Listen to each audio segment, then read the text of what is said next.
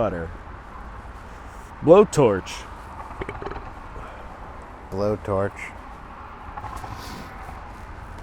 Podcast stuff. So we're live. I don't really care. Podcast me, baby. So, I don't know. Sometimes I do an intro, sometimes I don't. Probably won't do much to outside of this, so should probably do a proper one. It's funny when you don't do these all the time. It's like every start is cold, like super cold. I love a good cold start. Yeah, me too. I don't really care. No, it's fine. So, episode 68 of the GrindWorks podcast, filmed in a small field right next to the highway. On location, baby. Like 20 feet from the highway. I don't know why I keep doing that. I'm just going to keep doing it. It's a baby. Hey, baby. It's my thing now. We got classic Binghamton local Jon Walley.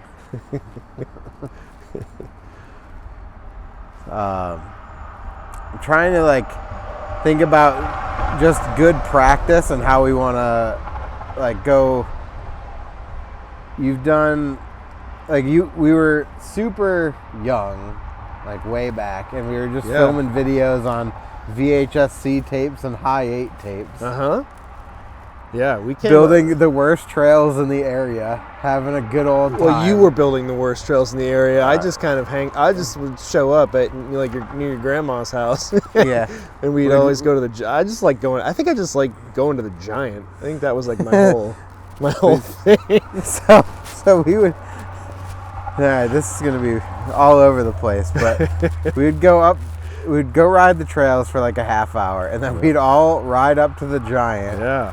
And buy a gallon of the worst Kool-Aid ever, ghetto juice. Yeah.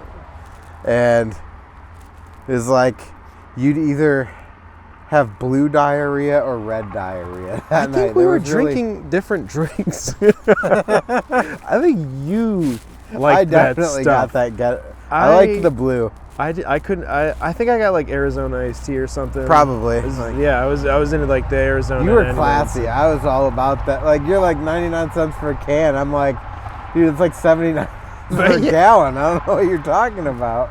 You say classy, but I can't imagine what I was fucking snacking on when I was 15, 16 years old. Star Crunch and Entenmann's chocolate chip cookies. Yeah. Oh, while we're on snacks, that was a classic Freierhofer's. Stop over on the way to HCS as we go. Yeah, we did all those baked goods, and now Derek told me that sometimes you can find food in their dumpster. He's like, you can go check that out. I'm like, I'm not gonna go check that out, Derek. Respectfully. Yeah. I mean, they closed their commercial store a long time ago now. Dude, yeah. Star Crunch and Entenmann's cookies though were probably oatmeal cream pies were a common occurrence. I love a good oatmeal cream pie. Trying to think what else I don't know. So let's see. How old were we when we met? I think when we first met, or when we first middle school. Was it middle school? Maybe 8th grade. It was definitely 8th grade. Yeah, probably 8th grade. Yeah, because you had just moved here. Might have been 7th for you. Maybe. Did we meet that soon after I moved here? I think so. Right away. Wow. Damn. Getting old. You and Steve. Yeah. Steve Stolarsik, dude. I was just talking about it. I was talking with Steve the other day. He just put together a bike, and coincidentally, so did I. Awesome. That's how you know we're midlife crisising. Is he coming down? He should totally come down. I don't think Steve knows about this. I don't know if he's still in the Marines or not. If you're here, listen to this podcast, shout out, Steve. Miss you, dude. I remember that was when gas cost. We would fill up he had a little Ford pickup truck, and we would put together he was like, how much money do you have? like, I have $2, and he's like, I have $3, and we put $5 in the tank and drive like 400 miles on $5 worth of gas. Dude, that happened definitely later, because we were talking like 7th, 8th grade. Yeah. But like, it was definitely early on, because we were listening to like Kill Switch Engage, and then I remember we were making each other like Black Dahlia Murder copies on cassette tape to play in your Walkman. Oh, yo! Yes. Yeah, I had some really like, I had a pretty eclectic, it was like it bounced around from like really weird Screamo and then like Black Dahlia Murder. Uh-huh. Yeah, I was listening to like pretty interesting stuff. It was definitely, that was like, the Black Dahlia Murder thing, we probably were in high school at that point. I think so. I'm going to say that was like 9th grade. Maybe? Yeah. Maybe, sophomore, freshman year. I don't know. Something like that. Well, once I met you, then I got introduced to Dr. Boy. And if you don't know, most of you listening to this podcast probably have no fucking clue who Dr. Boy is. I've tried to get him out of here, dude. He's a legend. So, he's a legend. That's all you need to know. But no, we got introduced to a lot of crazy music at a young age. So that was a really like pivotal time, in my like childhood. Like Aphex Twin and Mastodon at the same time, and then it was just like from there, just kind of really. So that was that side, and then we're hanging out down here at HCS, and we're getting Tom Waits and all this other stuff. Yeah, at like 15, 16. Yeah, like bizarre stuff for a teenager to be listening to. So good. But so I'm really trying to like put an actual time. I think it was 7th grade for you or 7th grade for me. It was definitely early on. Then I don't know, we rode those trails for like 3 years nonstop before we were like, let's go ride street. Mm-hmm. Put on a peg or two. Riding down to BC Bikes. I remember my first set of real pegs, I bought those T1 pegs that were like they were steel core with like an aluminum outer sleeve. It was like the backwards from what they should have been. I'm pretty sure. That's so terrible. It could have been the other way around. That shop has always pretty much sucked. I worked there and it still sucked. But yeah, we get to that later. You could have worked there for like 6 years. Yeah. And then you just get fired one day because he just decides he doesn't like you anymore. And then like you'll go in a week later to buy something and he's like, I don't know who you are. I've never met you. Yeah, well the owner was also mostly a slumlord. So he was like, I don't even think having a bicycle shop was a legitimate like. No, he just needed the real estate to like house his accounts and stuff, like. It wasn't a front for anything because I don't think he was that smart. But yeah, we had good fun there. That's for sure. All right, I'm gonna call out a couple of things. Do you remember riding? Like, we cleaned that whole back lot out that one time for Justin. Yes, I do. And then we built ramps back there, like out of a car hood and some other crap. Listen, we were inspired by the best, right? That's how we were like, if Derek can do it, we can do it too. And then we did it, and then we must have went through 50 tubes because there was just so much broken glass and debris back there. I know, Justin was laughing all the way to every day when he sold us like 12 tubes a day. Fuck, was that an inside job? Did he plan that whole thing? He's like, yeah, guys, you should definitely ride this shit-ass ramp that you built and then come buy tubes from me. That's Big Tube. He's in bed with Big Tube. That's what that is. We tried to do that again a handful of years later when Cameron was running the shop there. Yeah. And we got it like cleaned up, way nicer than it was cleaned up, but we never really got to execute on good ramps or anything. Yeah. That was the same era. Like, anyone listening to this is going to hate this moment, but whatever. All of this will lead into something at some point. That was the same era where we had a door laid out on a table or on like a pile of scrap wood, and you were feeble grinding it, and there's this spray painted Sparks photo. I probably have it. I remember it. I'm wearing a sick like navy blue T1 trucker hat. I'm riding a Specialized because at that point my bike got stolen, so I bought a complete. Yeah. I have a photo of it because it was still hanging in BC Bikes when Cameron worked there. And it says grind. Made in like it was like MS Paint. It was for sure paint. It was. That should have been in BMX Plus for sure. I think I got the short end of the stick. And Joby, I remember it like because of that door grind box was when he was running square pegs. Oh my god! I forgot about that. Wow, we've really come a long way. Because all right, so we were in I don't know, it would have had to have been 11th grade at that point. Because he was in the welding program. Yes, at Bosie's. And he's like, I'm going to make pegs. And he only had square tube or something. So he made square pegs and welded them onto a washer. And then Jeff Harrington ripped on him for so long, calling him SpongeBob SquarePegs until he like took them off and stopped riding them. Oh man.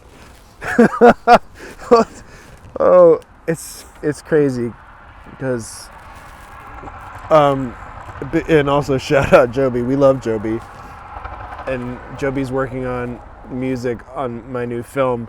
But I also heard before that Joby got really into Kung Fu and was jumping over somebody to break a board to like kick it, and totally destroyed his knee in the process. I heard ACL and PCL. ACL, MCL, and meniscus is what Derek said. Okay. Yeah, maybe. All of the fucking knee destroyed. I was like, oh man, poor Joby. Should have stuck with square pegs. Bad day. Bad day. All for jumping over someone and kicking a board. Yeah, right? How dare you? All right, take me back. All right, so we're gonna. I leapt forward in time. Oh, I don't care. We can go back.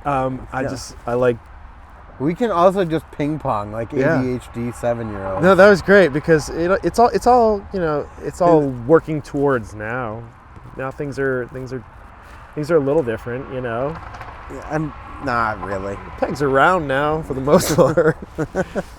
Damn, I forgot about that. So that's good stuff. GrindWorks pegs are round. Is this a GrindWorks podcast? Yeah. I think so. I was on your website and your store was down. It is. Why? Long story on that, but we'll get into me. A long, long time ago in a land far, far away, you could get pegs made at an affordable price, and the market would bear that price. So, long history on this, but when we started doing pegs, they cost me $9.50 a piece. Okay. For a single peg? For just the peg. Just the peg. Yep. One peg, and then I could get packaging and all the stuff made and package them myself, and it was like $11.50, $12 a piece. My cost. And then I was selling them to shops at $15 a piece, and we could both sell them at $20. Yeah, right. Technically, the shop made more money than I did off of Sure. it, but I should be the one making money in volume. Anyway, that was the first batch we ever did. The second batch, they were $11.50 a piece, and then by the time I packaged them, it was more like $14. Yeah. I'm like, all right, you know, I'll still sell like a couple of shops, but like, it's not really worth it. Yeah. And I did that for that batch. Then the next batch I bought, they were $14 a piece, costing me $16.50 or something, and I stopped selling to shops altogether. Yeah. And then I quickly did another buy at that same like I think they were like $15.50 by the next time I bought them. You just thought it was going to keep But going. I went like deep. I bought a couple hundred to get a price where I could at least have inventory for a while. Yeah. And that was at like the end of 2019. Holy shit. And then in 2020, when the world shut down and prices for everything went crazy, I was marketing them heavy. We were doing a lot of like online contests and stuff to keep people stoked, and we did a whole bunch of like, we called them Insta Jams, where I'd post like a different type of thing each week, and then I would share every single person's clip on our page that posted anything. Put them all into a drawing, and then people would like win a prize each week. And it was a ton of work, but it like kept people stoked, you know? That's awesome. Yeah. Then I went, like, we were going through those pegs super fast. I probably sold like, I mean, this doesn't sound like a lot, but like 50 pairs that year. Yeah. A couple notable shout outs for buying them. Like, got an order from Jon Walters. Yo, Elf. And I was like, nah, right? That's fucking cool. No man. way. Not then the I'm Jon like Walters. looking Salt Lake City, and I'm like, dang, dude, so sick. That's cool. I think Grimaldo Duran. Damn. And one I can't tell you. Yeah. On here. Oh, that's cool. Super cool. What? Why? I don't know, because he has his own. Yeah. I don't know, but. You don't say.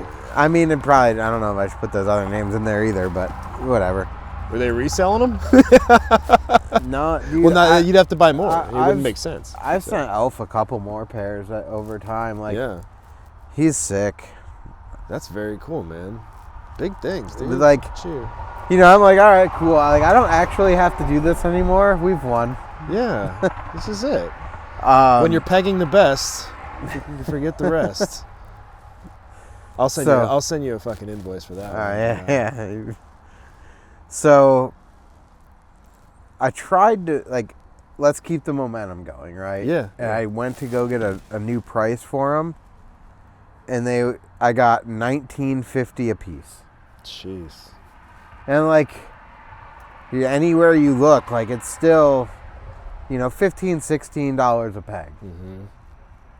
And occasionally you'll find one that's 20, and we've been 20 all along, and it's like, dude, like, this just doesn't make sense. So I kind of just stopped. Like, at the end of 2020, I stopped posting. I stopped advertising them. Yeah.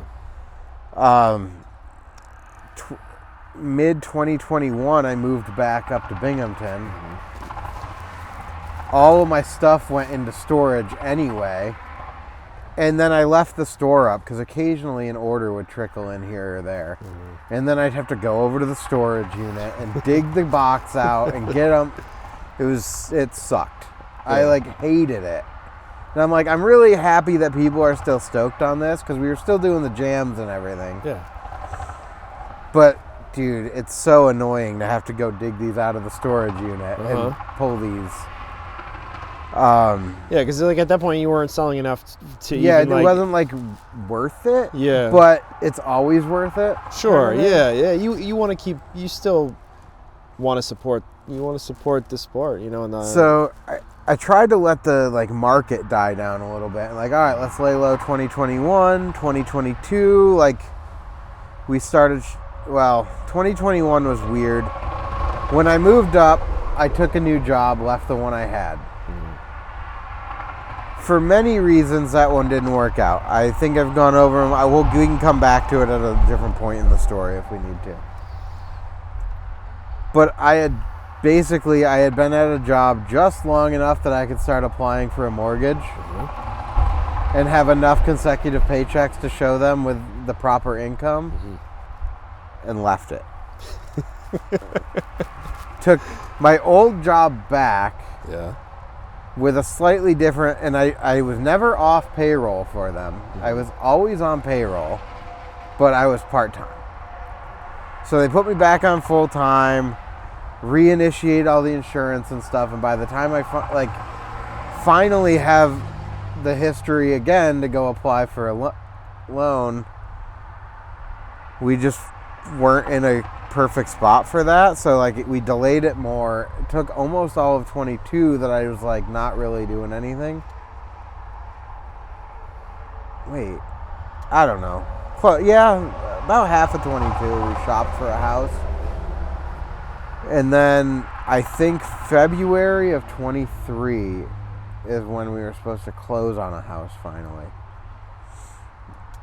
And I remember we were working with an agent that I wasn't vibing with, and I'm like, let's just stop. Like, let's fire her and just take a break because the market sucks. Yeah. So then we came back to it a couple months later with a different agent and felt like a lot better about things. Anyway, February was supposed to go close on the house.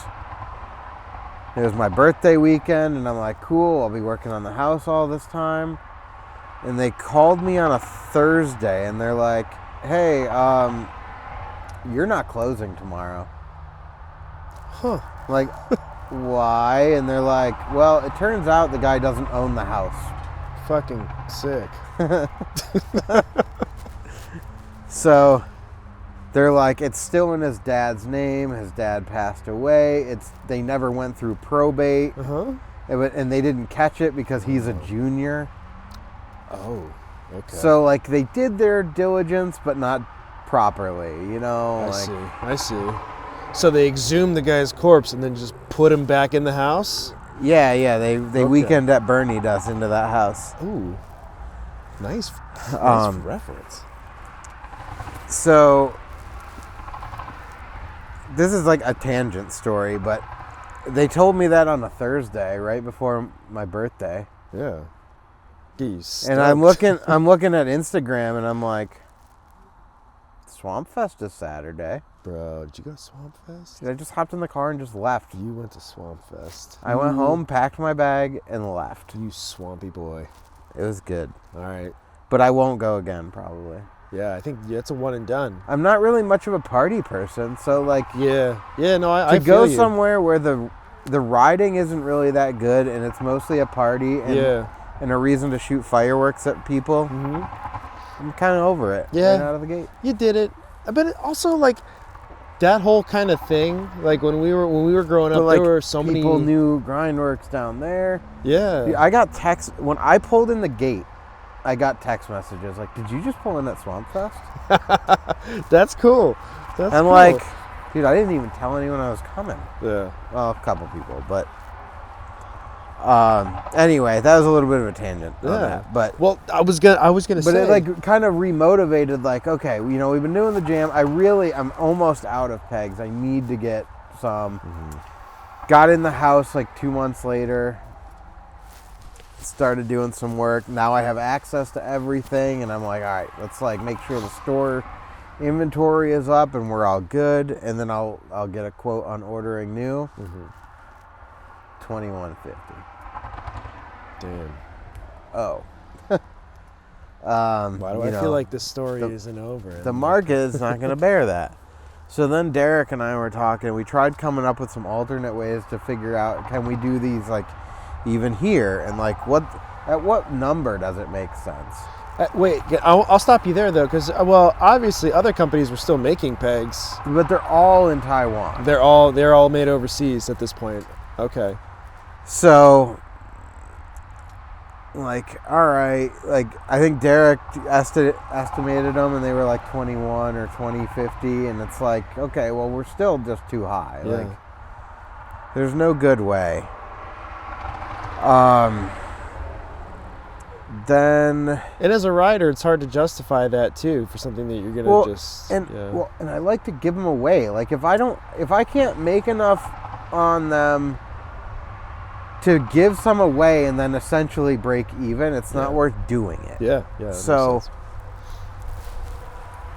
I've been kept looking around, kind of just let it die anyway.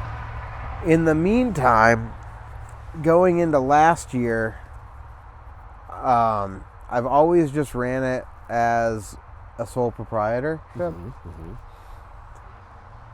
But I've never felt like, it must just be like an imposter syndrome thing, but I've never felt like fully on board with it being a company, like a real business. Yeah. And it comes down to, there's a little bit of like, if I'm going to go on a road trip with my friends, and I'm going to drive across the country, spend 2 weeks or something, a week and a half, whatever, riding my bike with my friends, and I get to write all of my hotel and like all this stuff off, just because I stopped at a couple bike shops and recorded a video I was going to record anyway, like, I just never felt good about it. Yeah. Like, it's not, but it feels an awful lot like fraud.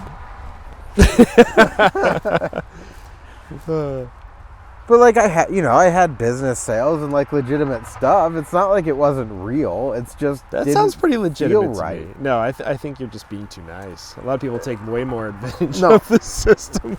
Absolutely, and that's where like I was thinking about that. I was thinking about everything, and then work was getting sketchy. Like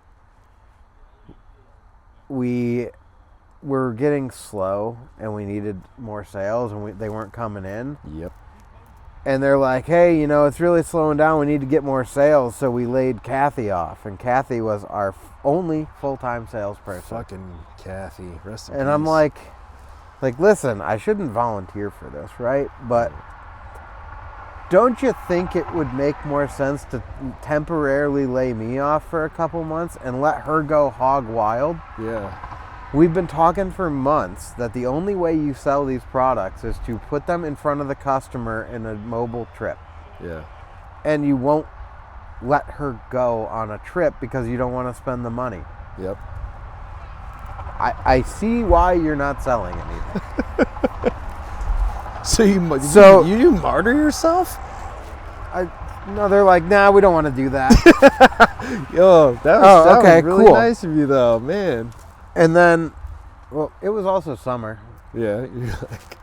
I would have taken the unemployment for like 3 months and gone bike riding every day. Okay, there it is. There's the truth.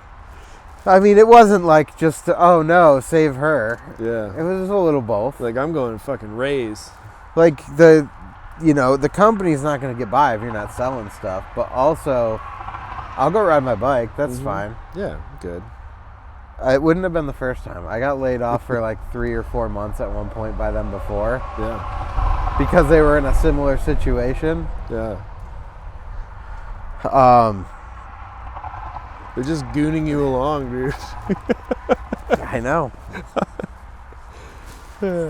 But they thought that we were going to do well coming into the fall because we had an audit they'd been working on getting from a handful of customers for like 11 years. They were trying to get this audit. But you had to get a bunch of customers on board all at the same time to get it. And I wrote their QA program in 2019 so that they could get this one big service job. In 2020, they hired a consultant part-time to take over the QA program. And I handed him like an 18-page long implementation plan with all of the actions that were still open for getting this, but like dotting I's, crossing T's that were still left, but also the things we had to execute in order to prove that we're following the program. So having the program doesn't matter if you don't do work against it. Yeah. That's auditable. Yeah. So 2021 comes around, and I keep asking this dude, like, how are we making out with that implementation plan? And he's like, oh, they don't want to pay the extra hours, so like I'm only doing what they asked me to do. So I bring it up to our operations manager and like, hey, it's not getting done, and this stuff has to happen or you're going to be screwed. We're still following the program. I'm like, yeah, but like, you're not using it. You're not maintaining it. 2022 comes along, and they don't do anything again. And I'm like, can I please do this? And they're like, no, we need you on these other projects. Like, okay. But also, I just came back to the company in January 2022. You need to fix this program. It's not a big deal. We're doing everything we're supposed to be doing. I'm like, you're not. 23 into 24. End of 23, they get the notice that they're going to have this audit in May of 24. Oh, boy. And I'm like, show me the status of that implementation plan. And they're like, oh, we haven't done it. Oh, yeah. Like, we haven't done it. And I'm like, okay, well, you are going to fail this audit. Yeah. And they're like, you don't know what you're talking about. This is, you're ridiculous. The new consultant says that we're going to be just fine. So I start working with the new consultant from about November through April. I'm trying to show him and convince him. And about April, the beginning of April, he's like, I think you might be right. Sick consultant, bro. And I'm like, I know I'm right. So did they give you his pay too for doing his job? Because I'm like, I know I'm right. Well, here's the problem though. I worked for them for 10 years. In their minds, I'm still the young kid that started with them. That's just bad leadership though. If you don't recognize the value of your... When I started with them, they were 5 people. Yeah, okay. In that whole company. So they have not matured into leaders. They still operate at the high risk that you can run. Okay. If you're 5 people working out of a house, yep. If you mess up and you got to scramble to make payroll, what do you got to come up with? 20 grand? Yeah. You can hustle and make 20 grand. Yeah. When you got 50 people in 4 or 5 locations going all at the same time, dude. It's a different ballgame. You can't play that same high risk game. No. So, let's see. They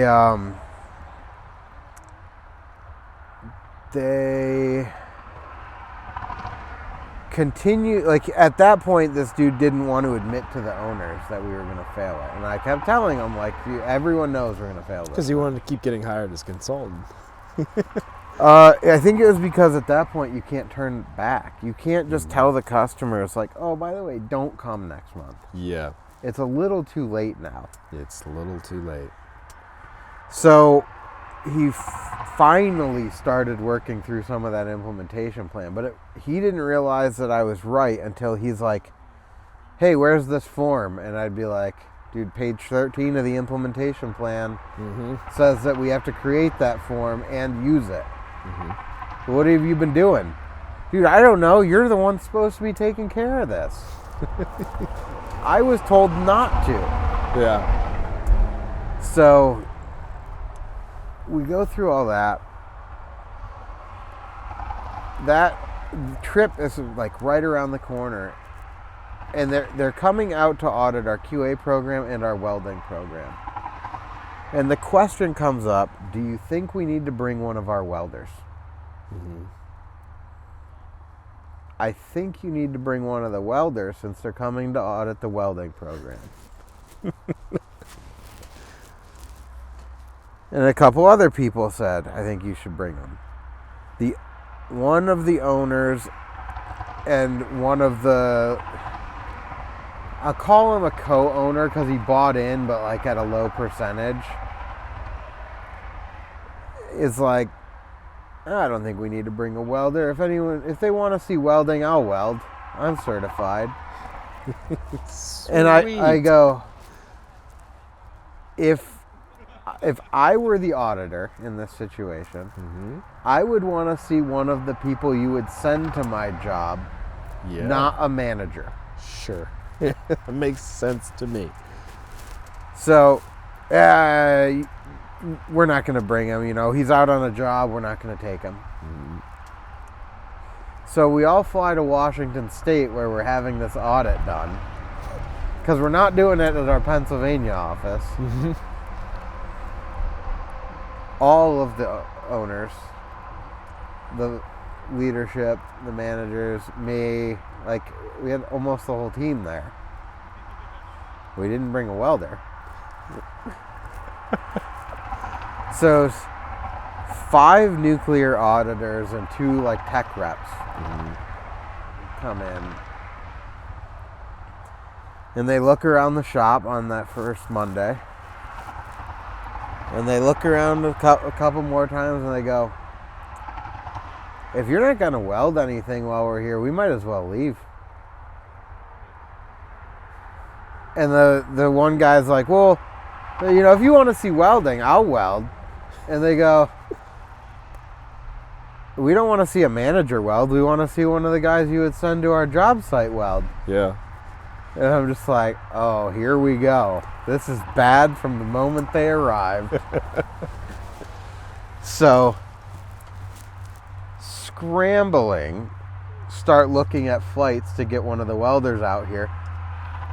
I buy him a ticket immediately for like $1,200. That doesn't seem too bad for cross country ticket. Not. That sounds like an economy ticket. And it was no layover. It's a direct flight. Direct flight.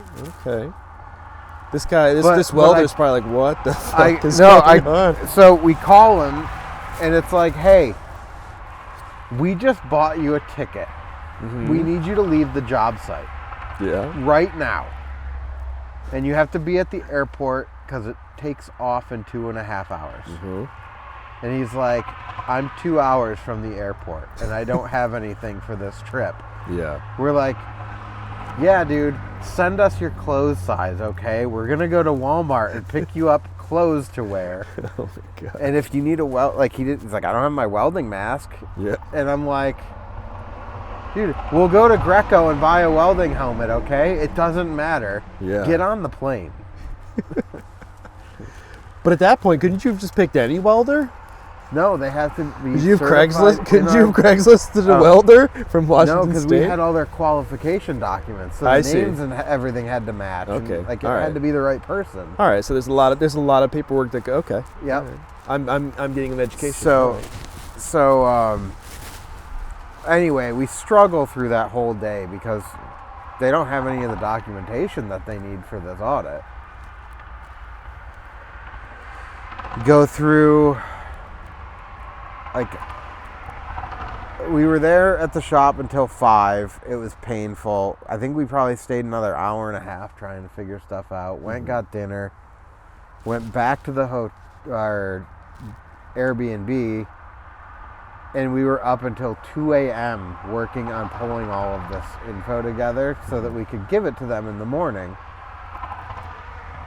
That dude gets in. They go pick him up from the airport at like, I don't know, 1 or something. He's just in no good working order to do anything at that point. Somewhere in there, they went to Walmart and picked him up clothes. And the next morning, they come in and we hand them, all the info they've been looking for, which obviously looks like we made it up. Oh, shit. Because we couldn't come up with it yesterday, but here it is, guys. Ta-da. But legitimately, we didn't. It just was not in any good working order. Okay. And we don't have this. We don't have this. And they went up to like their conference room for about an hour, and they came back down. And they just go, look, you got 2 options. We can either continue this audit, in which you will fail, or we can pause it indefinitely and leave now. Woof. That's a tough pill to swallow from someone who didn't want to fucking listen. The welder never got to weld. Amazing. So he's like, thanks for the Walmart swag, I guess. Did he get drunk on the plane? Was that why he's in no shape to weld? Or he's got all fucked up at like a Ruby Tuesdays in the airport? Yeah. Wow, they botched that. It was the most painful like audit I've ever been a part of. That's embarrassing. Yeah. You're like, not for me. I told him. No, but I'm still standing there trying to represent the company. That's my name's tough. still over all of the stuff. Yeah. Like, it's embarrassing. Yeah, that's extremely frustrating. So anyway, that was May of last year, and I'm like, dude, they don't have a salesperson. They just botched this audit. I gotta find something. Yep. So I started looking around, but I also was like, okay, I need to be teed up in the event I don't have a job, that I'm not launching an LLC at the same time that I'm being laid off. Mm-hmm. So I'm like, all right, let's like stop doing GrindWorks as a sole proprietor. We'll file an LLC as a legitimate company. Like, I named it Uptime MFG LLC. Mm-hmm. Like, this has a little more staying power for down the road for me. Sure. Yeah. And then, like, immediately got a couple of side design gigs. Yeah. I'm like, oh, all right, like, this could be a thing. So I had a nice side design gig that it took me all, like, from August through May this year to get that design project done. All invoiced in phases and everything, but it was a big design project. Yeah. But anyway, you know, it started that and was feeling pretty good about it. Now that I have the LLC and all the, like, the proper tax IDs and everything, because I never did enough. Like, even on a good year, it was never enough. Mm-hmm. But I had tried to buy from different places before, even with, like, just being a sole proprietor. There's not an EIN. It's just your social security number at that point. And it was hard to get companies to want to sell to you. Yeah, right. So I ended up going, like, all right, well, I've got this, and let's just see. Like, can I get these from Taiwan? Mm-hmm. That was a long way to get back to pegs, but... But we're here now. Long, winding road. Peg me. Go to get a quote from... So there's a local company here that's what they do, is machine good importing from Taiwan, from China. And I'm like, all right, give me, like, you know, a good price for a lot, but, like, I just need to know where the price is. And they came in at $19.50 a piece because I wasn't going to buy 20,000 of them. Who the fuck's buying 20,000 pegs? If I was selling them to every bike shop in the country and Dance Comp and to all the kids, I guess we could. Yeah.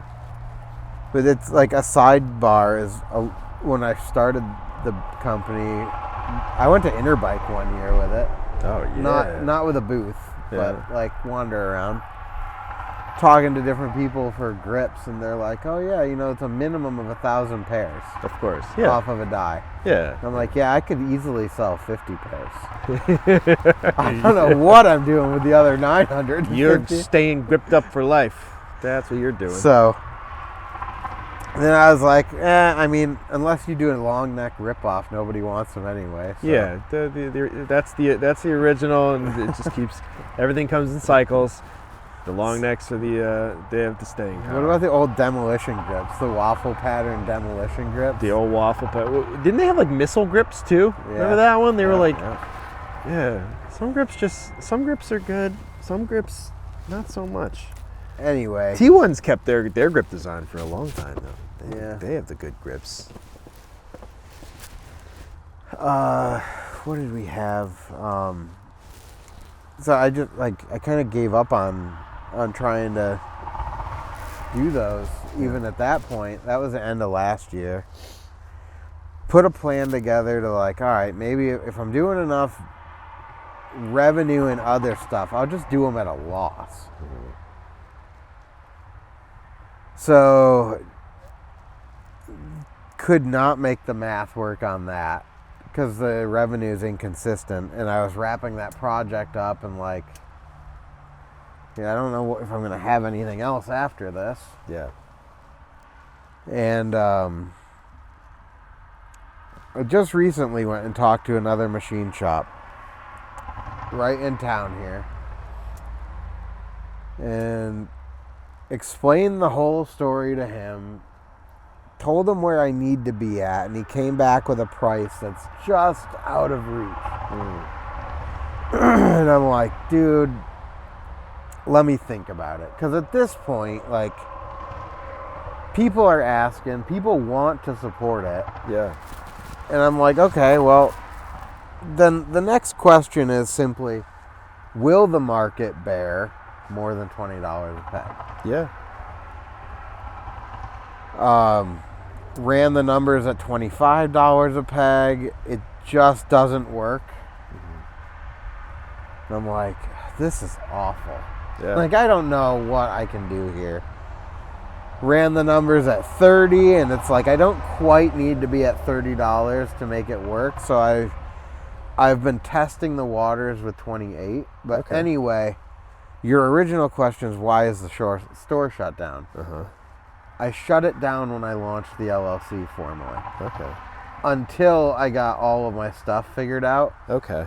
And could, like, formally relaunch it. All right. Getting your ducks in a row. Yeah, and I just don't have anything to put on there right now. Well, that makes sense. So there's really no point in relaunching it. That's the fucking answer. There's nothing on the shop. Long way to get there. Yeah, you know what we got there. I do still have pegs. I've got maybe 10 more pairs. There you go. Get them while they're hot, everybody. So, but the price is $28 a piece. Or 30. It's a market test. Listen, if it's 30 and you want to pay 30, you know, holler at your boy. $50 a peg. 50. You know what? $100 a peg. Let's go. They're real good. I heard. They go ding. They go ding. Big, unlike the plastic pegs that go thunk. Big ding.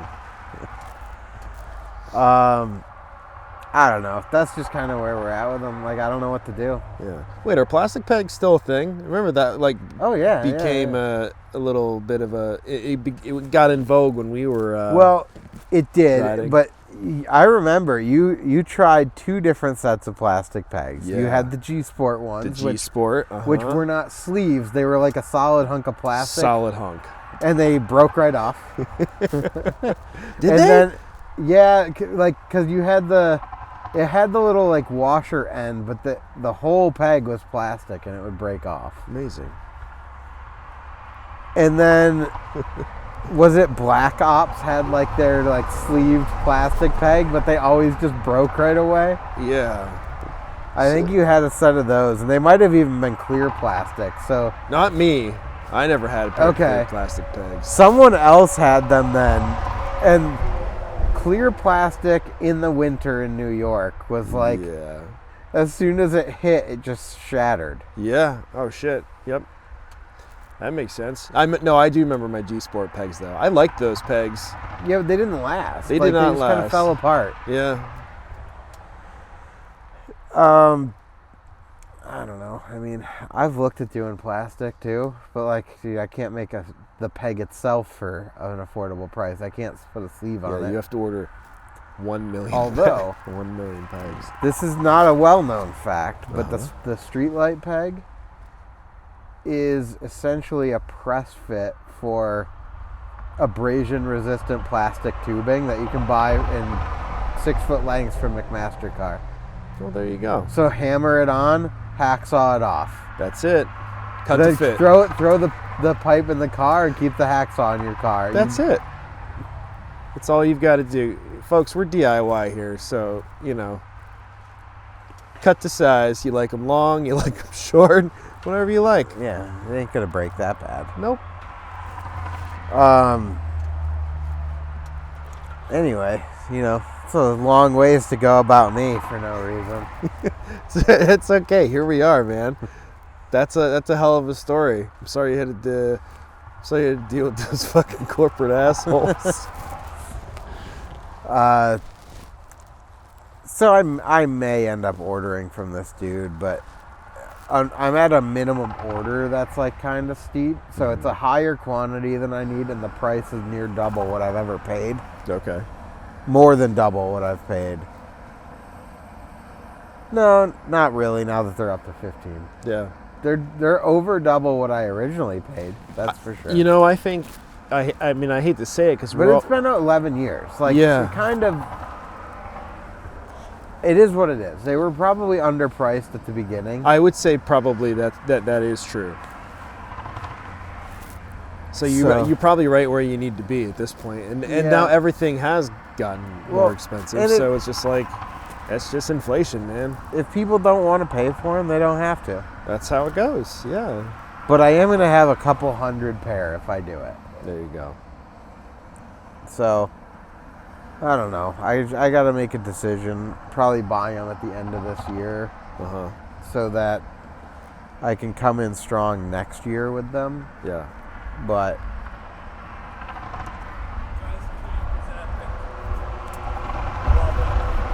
what's up? You don't need to sweep anything or shovel anything, do you? I got plenty of You got so many proofs. This is epic. It's pretty awesome. Yeah, this is so overdue. Yeah. I'm stoked. Yeah. I love that there haven't been pictures posted of it or really anything. Yeah. So people are just going to show up tomorrow and have their minds blown. Yeah. And their fucking brains melted. The side that was done yesterday is like bone dry and feels like, I mean, not that it matters as much for BMX, but skateboard wheels will go really fast on it. Awesome. You know what I mean? So That excites me. yeah, it's only gonna dry out more. I'm not saying I'm going fast. I'm just saying. I don't know. Next gen of You do, yeah. Like- can just go like- fast. Just shred, yeah. When's the last time you've been able to push fast here? I can get some G-forces going There's in the mini an ramp. awesome hip There you that go. you can blast over there now that you I can don't get to know. it. My hip's probably been a while. blasted already, My though, hips so- might have Probably been a while. blasted. Yeah, it's been a while. Yeah. We'll all have to limber If I up. get all 4 wheels off the ground tomorrow and I survive, Ooh-wee. hell yeah. Hell yeah. Nice. So I Hell told yeah. Colin, I was like, dude, even just a good kick turn, Done. maybe with a little bit of a power slide that's nice and stylish. I might Done. even kick turn front side. Oof. You never know. Dude, you got a power. You got fresh sealed blacktop. You got a power slide. The sad part is I'm way better at riding a trials bike now than riding a skateboard. I'm actually really stoked to see that thing come out. So, Yeah. Well, come ride it, dude. Across the nope, street nothing or- good's gonna happen if I do that. My wife will be like, "How'd you get hurt?" I'll be like, "I don't want to talk about it." Yeah, I get where it can go sideways quick, but it's kind of really gentle. Yeah. I mean, if you just ride it gently, it's very gentle. If you like launch it at a cliff, it's going to do wild things. But I feel like I don't understand the nuance of Yeah. like an enduro bike. yeah, it's very different. It's fun though. Even like there's wide open grass right here. You just don't run into the crazy grind rail over the bicycle. That's Yeah. scary. So how do you? I mean, I've played the game before, but I've never, and I've seen like guys do actual trials on it. But Yeah. what? None of it makes sense to It's me. a lot of clutch and brake control and balance. Okay. So Oh, I used to like. I don't go have to- any of those Yeah. skills anymore.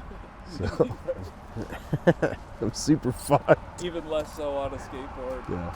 I remember like a couple of years ago I tried ollieing onto a box and manual and like this is an easy trick and it just had been a while. And I like totally cased and ate shit and I'm like, I can't even fucking ollie.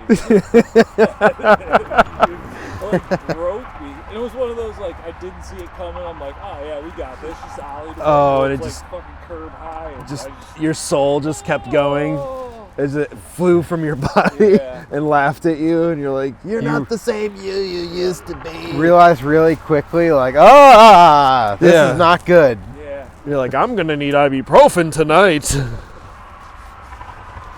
I got a good one for you. Have you been down here a bit lately, or are you like just got back? No, Okay. Well, So, I've been swinging by and seeing the okay. progress, but So do you know Kyle, the dude with the one wheel here, like comes in and out? I He's don't know. He's the one that's doing like the big art show and stuff too. Oh, okay, very cool. You might have met him in passing here. He's got a one wheel that he brings down and rides it around. He rips a one wheel on this fucking thing? Uh-huh. Okay. So he rips a one wheel? Okay, I've seen like guys cruise around so, and like do some curves. With like big helmets on and like... Yeah. So Cameron, the last event we had, was like, hey, can I try it really quick? And he's like ripping around with it, dude, like having some fun. And then he like crouches on it and gets leaned forward, headed at the oh no, the hip. That's not And work, he's like in the pocket, leaned too far forward where you can't stand up and lean back. So he's going. And he's full speed. Full speed right into the face of the hip. Oh, fuck. And it didn't go up at all. It just went. Yeah, no. Yeah. So it's just a big slap. Good thing. Oh, my bones hurt just thinking about that. So you know those things aren't cool. I talk to like young kids at work and they're like, you really still ride a skateboard? I'm like, no, I like in a mini ramp where it's like low impact. Yes. Like, Yeah. I'm not throwing my carcass off a 5 set or a 10 stair. Or No. Going at a handrail would terrify me. I'd have anxiety for weeks. Like, oh God, I could have died. Can't even walk downstairs anymore. I'm like, I hop down real nice, and then I get on the board, and then I slowly push off into the distance. There you go.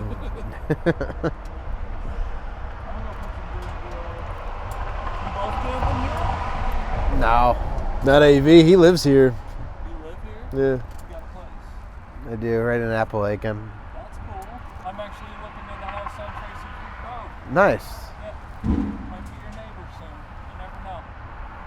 Maybe. The roads like touch tips but don't connect up back there, like off Rockwell. You can still They're like this, but there's not a road connecting them. There's just a person's yard. There you just go. bring the trials bike and a That's- pickaxe and that's we'll it. just get it done. Yep. I'm going. I'm sorry. You're fine. I'll be back. All right. You gonna be up for a bit? I'm gonna be up. Yeah.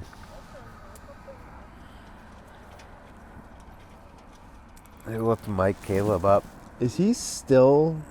Yeah, he's still flamethrowing. Holy shit! Andy doesn't stop. He just not? goes. I don't know what podcast he's listening to or what. Listen, fuck I is got he like listening 50 to? people that listen to this regularly, and like, I don't think they care. Yeah. I think they actually, what I've heard feedback wise, All is right, let's hear it. that it's more relatable to just hear the local stories and like just enjoy the kind of banter than it is to hear like the story about how this pro came up to be and like. Oh yeah, well you're not gonna get that here because, well, I don't know. If this is a newsflash to anybody, but neither of us are fucking pro. All right, I got a question for you Yeah, though. hit me, dude. So we used to record videos and everything. Mm-hmm. And our very first one, somehow we came out with the name Moses, was like the quote unquote brand. That was the brand. And I I vaguely remember the story, but why did we call it Moses? I don't know. I honestly have no idea. There was a reason. It's like It wasn't. It's so blurry. It was a joke about some other like religious thing. I think. I don't know. I don't know. It wasn't a play on Lord. No, it wasn't. I wasn't. That might have been. Was that it? It might have been a play on I don't Lord. know if I was that. I feel like I wasn't that smart. Moses Spikes. Moses Spikes. I don't know. It certainly didn't stick. So that's. I don't know. We did 2 videos out of it. We made videos under that moniker. We did. had nothing else to show for it. Downpour. Yeah, was the first one. Yep. And the second one was like we edited it, everyone's parts were together, and then we never did anything with it. It's on YouTube. All right. At least my part is. Mm-hmm. 5-day forecast. That's what we called it. Okay. And I know my part's on there. Downpour has the Dr. Boy part in it. Oh yeah. That. See, now we're back. Now you all need to know. You may never know, but we're gonna tell you about it. We're gonna tell you about Dr. Boy, how he came to be the infamous Dr. Boy. He had never ridden BMX before that. Never. Nope. He had that stupid bike. What was it? I don't remember, but he ended up riding a Stricker at one point. Oh yeah, no. Yeah, dude, I was like, that thing fucking rocked. But yeah, no, I don't remember what he originally had. It was some shiny, chromed out, like horrible turd of a bike. It's a bad bike. It was almost as bad as Square Pegs. It was worse. Sorry, Joby.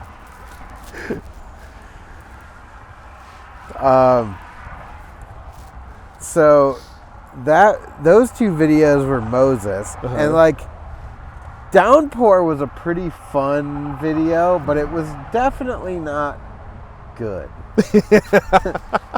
There was one that I had done before that, and I really can't remember if we even called that. We might have called it like, oh come on, it had a long name. You know what I'm about being nameless. Okay. Like it was a long name about being nameless. Okay. Well, you know what's funny though?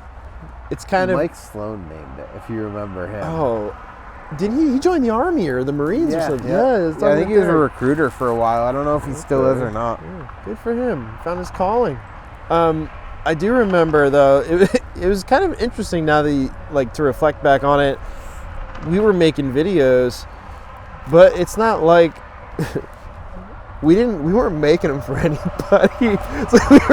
It's not like we were sell them to shops or anything. No, they were entirely for ourselves. They were for ourselves, and that was like a rare moment in time before really the advent of social media and shit, where it was just we put them on DVDs and we'd fucking just watch them at our house. Yeah.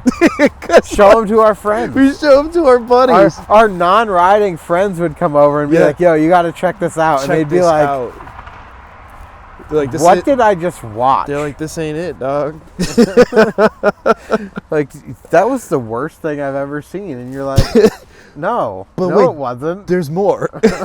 We have 3 more of these, and each gets worse. But then you see Dr. Boy's part, and then you're like, actually, holy shit, this is one of the most fun things that I've still seen to date in a BMX video. We should probably talk about the actual part. So, he's never ridden a bike. He's ridden a bike, but he's never ridden BMX. He's never tried to do any of that stuff at this point. And we're filming this video, and we hang out with him all the time. He's backflipping off my parents' house. Yeah. He was an athletic dude. He's definitely capable. Mm-hmm. Gymnast without being a gymnast. Yep. So we record some of that for Downpour, and there's clips of him backflipping off the house, I think, in the credits, and all sorts of other stuff. Because we were still trampoline tricks. We were still hot off the Jackass phase, so we kind of blended some of that stuff in there. He was kind of skateboarding at that time, if you remember. He didn't skate. He would just acid drop off of things. He the highest acid drop he could do and land on the board. I love that. Okay. I have all right. Do you remember before we had the video camera, we had a 9-frame DSLR. Or not SLR, just an old digital camera. Okay. It took floppy disk photos. And it would do 9 panels. There's old pictures, and if I can find these, it'll be a miracle. That would be But I know I have them somewhere. You'd have to get a floppy disk drive. No, I have them on a hard drive. Okay, there you go. But there's old 9-frame panels of him running up the face of a kicker and just acid dropping the flat in our driveway. This is so good. That is amazing. So back to this part. So we're riding, and he's like acid dropping off of stuff and backflipping off the house and everything. Probably the best tricks. We're like, debatably the best tricks in the video, actually. Yeah, probably. We're like, you should film a part. And he's like, dude, I can't even do anything. And we're like, well, we have a Dave Mira action figure. We can stunt double you. Wait, what were those called? Finger bikes. Yeah, they were.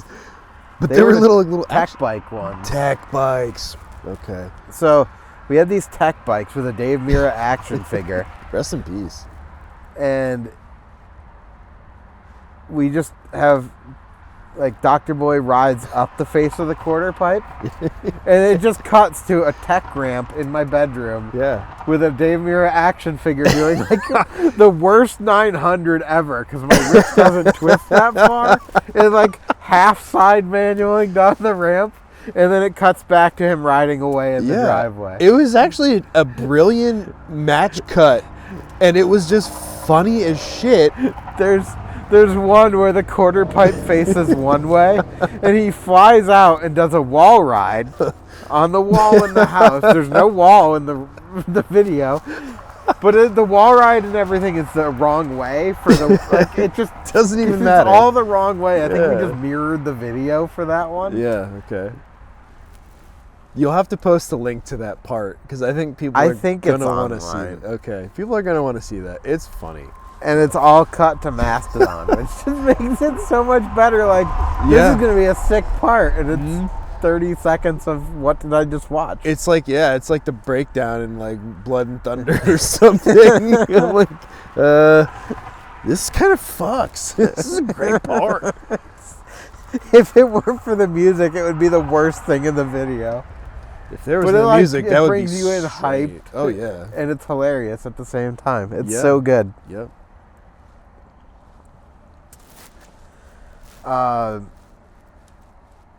We were riding street at that point, and or our version of street, and all the footage is super weird. Every clip, like, it cuts back and forth between VHS-C and High 8, which have drastic quality differences. I also think the VHS-C. No, they were both being imported through RCA jacks in the back of that media center computer, that old HP. Ooh, baby. I remember that thing up in your attic or yeah. whatever, man. Your lair. Yeah, that's where all the magic happened. We made it in Windows Movie Maker. Yes, we did. And all of the transitions and every text overlay screams amateur. You use them all. So if you're going to use Movie Maker, you may as well accentuate the fact that it's Movie Maker. Right? Yeah.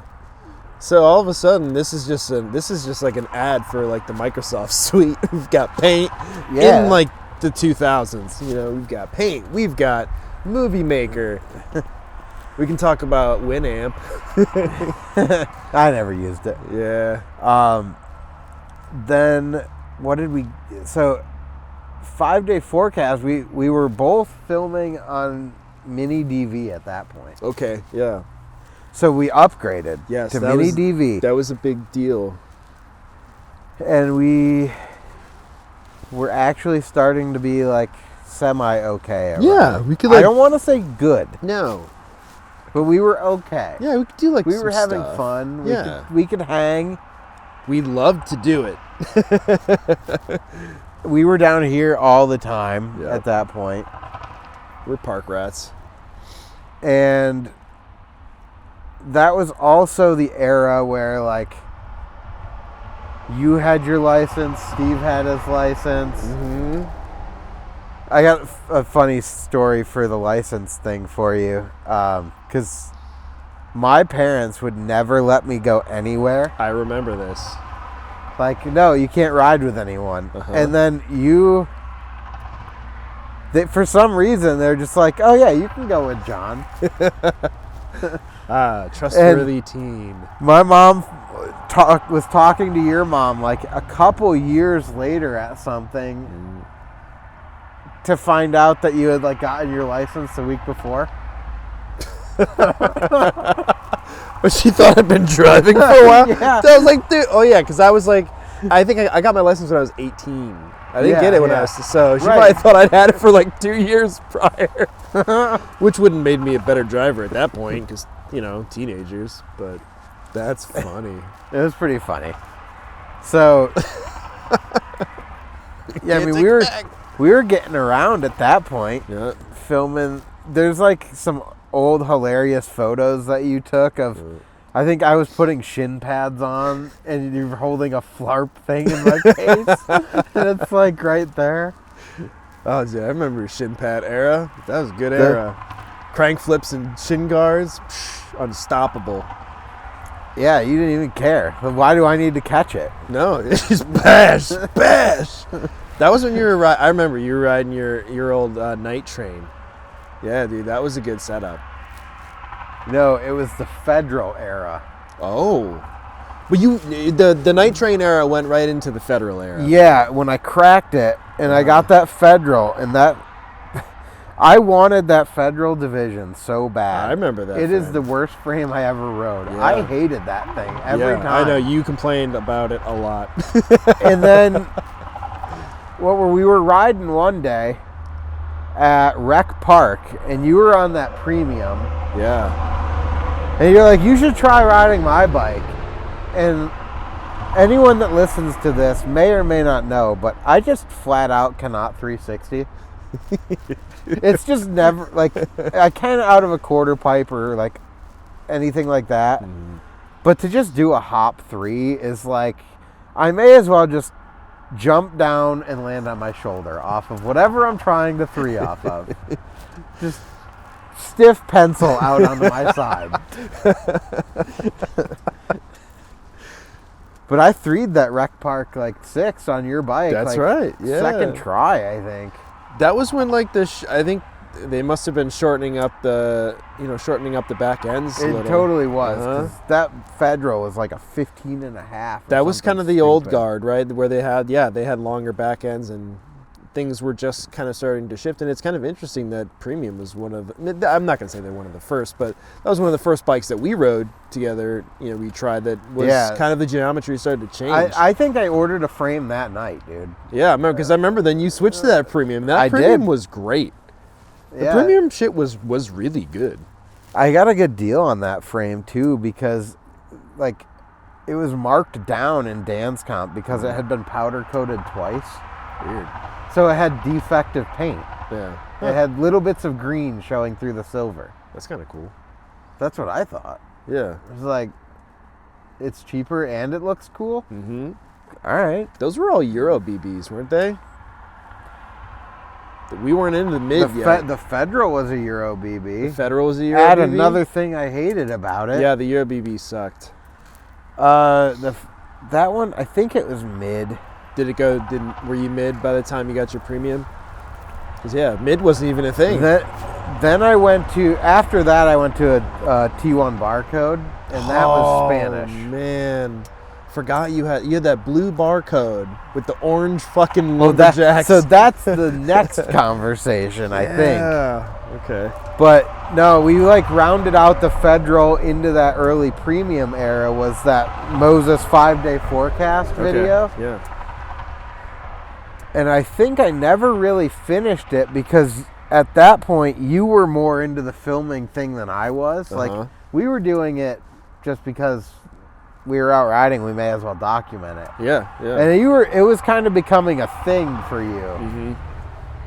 Mm-hmm. So I think at that point, because you were working at Ace or BC. Yeah, which, they are one and the same. At that era, they were. So you were working there. We were riding all the time. We're filming just more than you can ever put into one video. And you've got your license, and you're like going around a little bit more, and we're hanging out with James Weston and all sorts of other people. Yeah. So you ended up like, we're going to film an Ace video. Oh, man. And that was,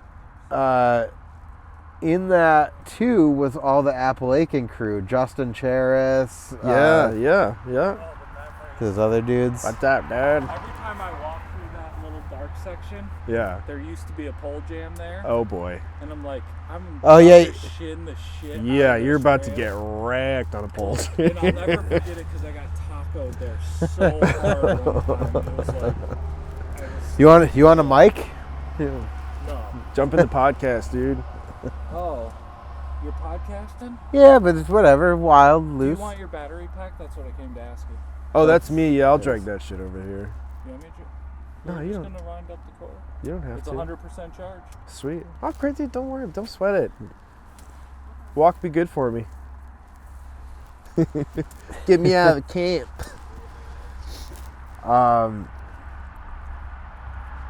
So yeah, who else was? It was I know Justin Cheris.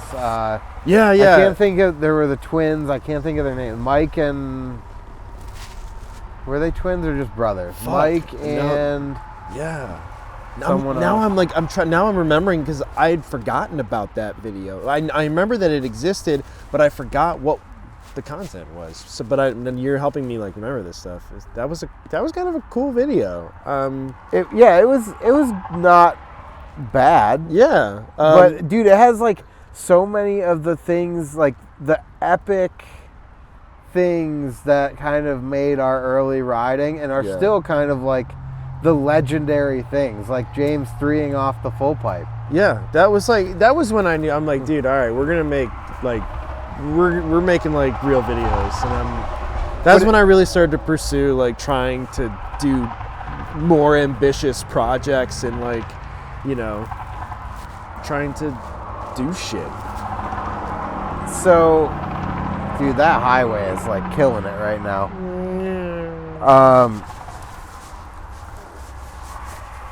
A lot of that video got quickly repurposed into BMXSUPERFUNTIME though, which was just like the follow-on project. Yeah.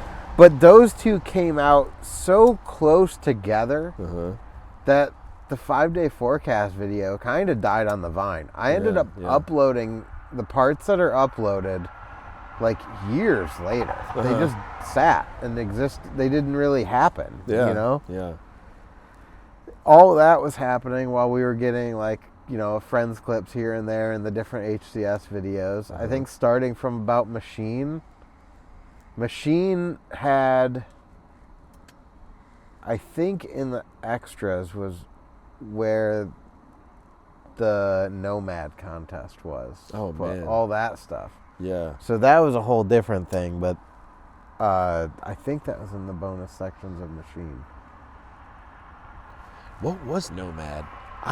So Nomad was the contest where Derek went out and he bought every media type known to man. VHS-C, High 8, Mini DV, I think a couple full-size VHS. Yeah, okay. All this other stuff, some memory cards, and like we all had a 12-hour period to go film as much as we could off of this checklist.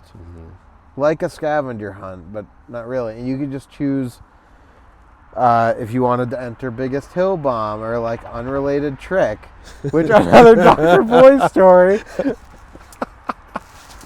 Do you remember We're back, baby. Do you remember Dr. Boy's unrelated trick that won because he was the only entry? No. He laid in the creek with his shirt off. You know, I like that shit though. I love that because, I don't know, talk about pushing boundaries at BMX. It's totally unrelated, but like, he was part of our crew at that time. So it was just like, he nailed it. I mean, like, I don't know. BMX videos like that we loved are always like, had been so full of like nonsense. And so much bullshit. Like, now it's just mostly straightforward videos, maybe a little travelogue here or there kind of shit. But yeah, videos back in the day were weird. Do you remember Ascent? Was it the Ascent video? Yeah, vaguely. I didn't have that one, but I remember. It was like a video contest that they did. Oh, no, Aspire. Aspire, not Ascent. Yeah, Aspire. You had that Jason one. Levy. Jason Levy. Fucking legend. Shooting, was you like riding fake, shooting guns? 180 roof gaps, firing the pistol. That's the kind of shit Like when you come up in like a an environment like this, like that's the kind of stuff that you love to see. So this is like, I could be completely misremembering this, but there a number of years later, when the come up was still like kind of big, before they shut their website down and basically the entirety of BMX media got deleted for an entire era. Yeah. There was an interview with Jason Levy, a video interview. Okay. And I'm like extremely confident in this, that he just had like a metal lathe in his living room and he was like making parts in his living room. I'm like, it's Derek. Dude. Like Jason and Derek. Yeah. Yeah. I think, I don't know, Jason Levy seems a little more untrustworthy. I don't know about the whole shooting guns in public thing. But then again, this is upstate New York. I mean, I don't really know. Yeah. No, I'm definitely not saying that they would be like homies and even get along. I'm just saying, like, but they are definitely like similar. Yeah, they're in the same Venn diagram. Of rider. Yeah, they're just like insanely creative, just really out of the box. It's hard to say what style because it's completely their own. Yeah. And then, but videos also got really weird at that time. Like, you had videos like, up until that era, you had things like up to forward, right? Yeah. And you had the FBM stuff that had more antics in it and CKY type stuff. Yeah, Little Devil, like Seek and Destroy. But then stuff. Everything like Mutiny did Let's Get Mystical, and everything got super. I don't think they were the pioneer of this, but they definitely were heavy on it, of everything being B-roll shots and pan in, pan out, and scenery, and like like, dude, there's more B-roll in this video than there is A-roll. So I don't know what we're doing. Yeah. Well, and I hated that.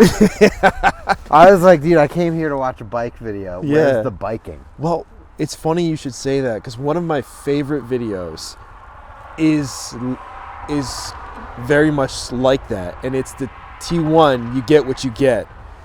And I liked it because it gave me just a little glimpse of like someone's perspective outside of mine. It wasn't what they were saying. Most of the time, like what they were saying, they were like little sound bites here, sound bites there from like their travels. Like that stuff didn't resonate with me. Yeah. But it was always the imagery and it was the imagery of traveling and that shared experience, and then pairing that with music, and then leading to some sick video parts in that video. I just really loved it. So like it worked for me in some videos. In other videos it was just like, okay, this is long in the tooth.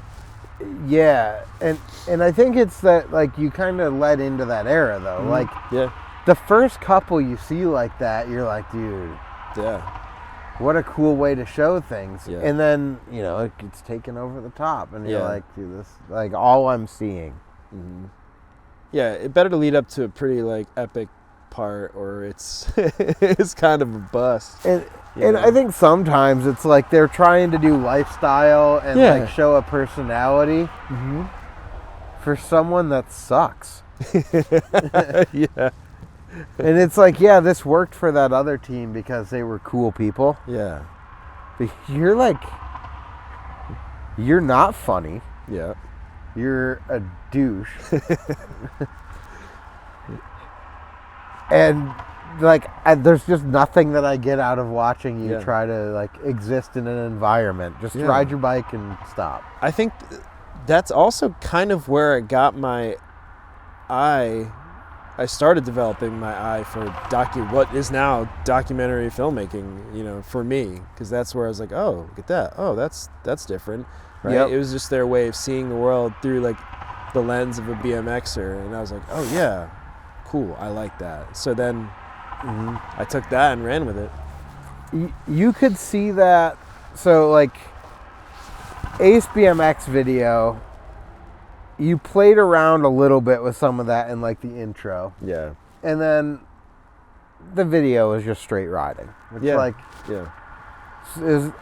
I really like that video. Mm-hmm. If I can find it again, I'll link it as well. Is that the one with Eye of the Tiger for the intro? Yeah, with the girls wrestling in chocolate pudding or something? Yeah, that's, oh my God.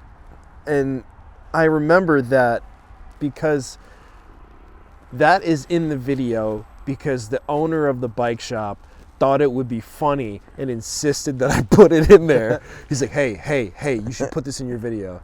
I'm like, what? Why? He's like, just put it in there. I'm like, why am I listening? First of all, why am I listening to you? And then I did it because you're young and you're like, yeah, it would be funny. Oh wait, because Ace sponsored this video. That's right. So I was like, I don't know. I did it, and then it was like, but now it's in there, and it can't be taken out because no one knows where that fucking footage lives, and that video lives somewhere. Yeah, I know. Mm-hmm. It's online, but it could very well it's not on the be internet. Online, yeah, at any point. Yep. DCMA takedown. The band Survivor. They were like, nope, can't use that song. We only used like the instrumental. We didn't use the voice because I think that was a James thing. It is so good. Anyway, like from that to BMX Super Fun Time, which were basically filmed at the same time or like into each other. Uh-huh. There's definitely an evolution in the filming and like maybe more of a focus on quality, but at that point I think BMX Super Fun Time, you maybe were just starting into college. Yeah. Because there were BCC clips. Mm-hmm. Yep, I was. Yeah, I just started going to community college. There's like a renewed focus on quality at the same time as trying to just have fun and record us riding bikes. Exactly.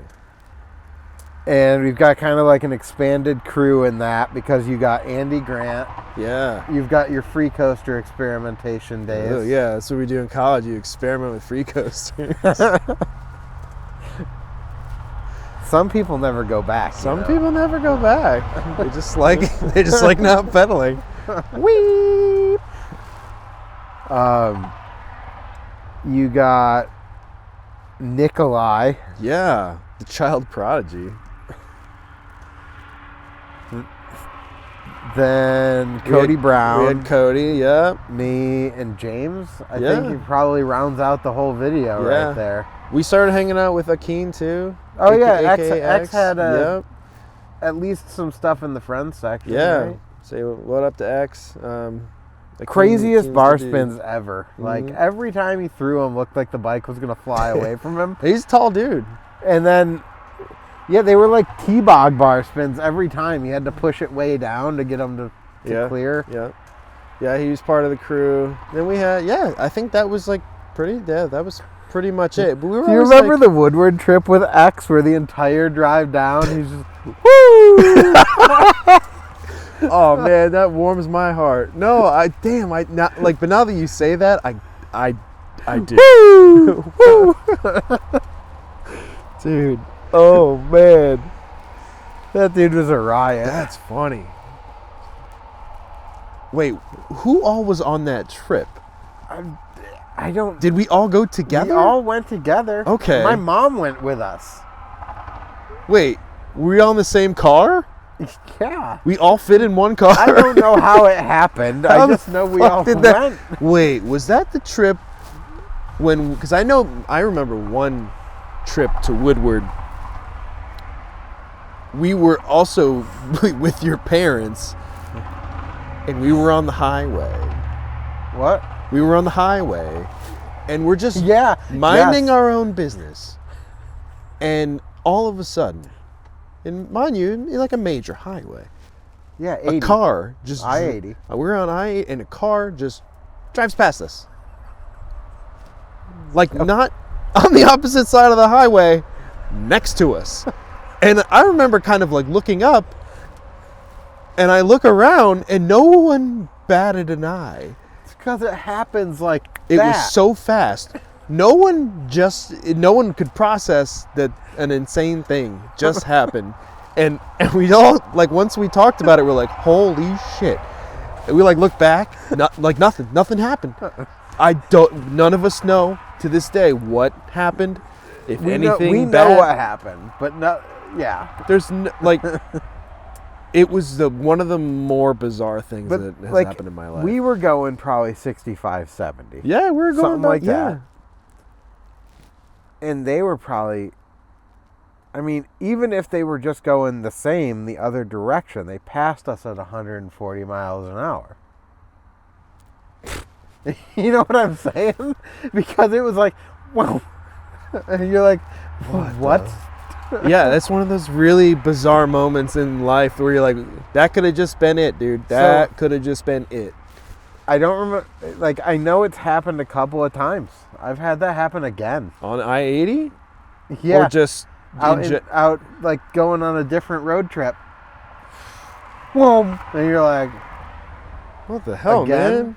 man? Yeah, enough with that. Okay. All right, so that was an interesting little side piece there. Woo! Wait, didn't we all go together though with that? Yeah, remember James? It was like James was doing backflips onto the foam. Yeah. Yes. Okay. Yep. Because there's one in BMX. Yes. No, it's Ace video. It's the Ace video That he nose cases a backflip. Andy was on that trip too, right? Yeah, other Andy. Did he come with us too? Maybe not. Maybe. Okay. I don't know. Maybe we gotta watch the Ace video and find out. We have to dig into our past. But yeah, anyway, like through BMX Super Fun Time, like you didn't do a ton of the documentary type stuff, but you had a really like experimental intro. Yeah. going into some of that stuff, and like kind of plays on an idea I've wanted to do, but I don't really have the time or the focus, is to do a whole part where the riding is happening, but it's not the focal point. Mm-hmm. So even if it's like slightly out of focus or it's kind of in the distance in the clip, like if something interesting is happening over here, that's the focus, but the riding is always happening. Uh-huh. Yeah, that was an interesting time. And then you had some like quirky intros. Yeah, I was. You had the Warriors cut in the middle.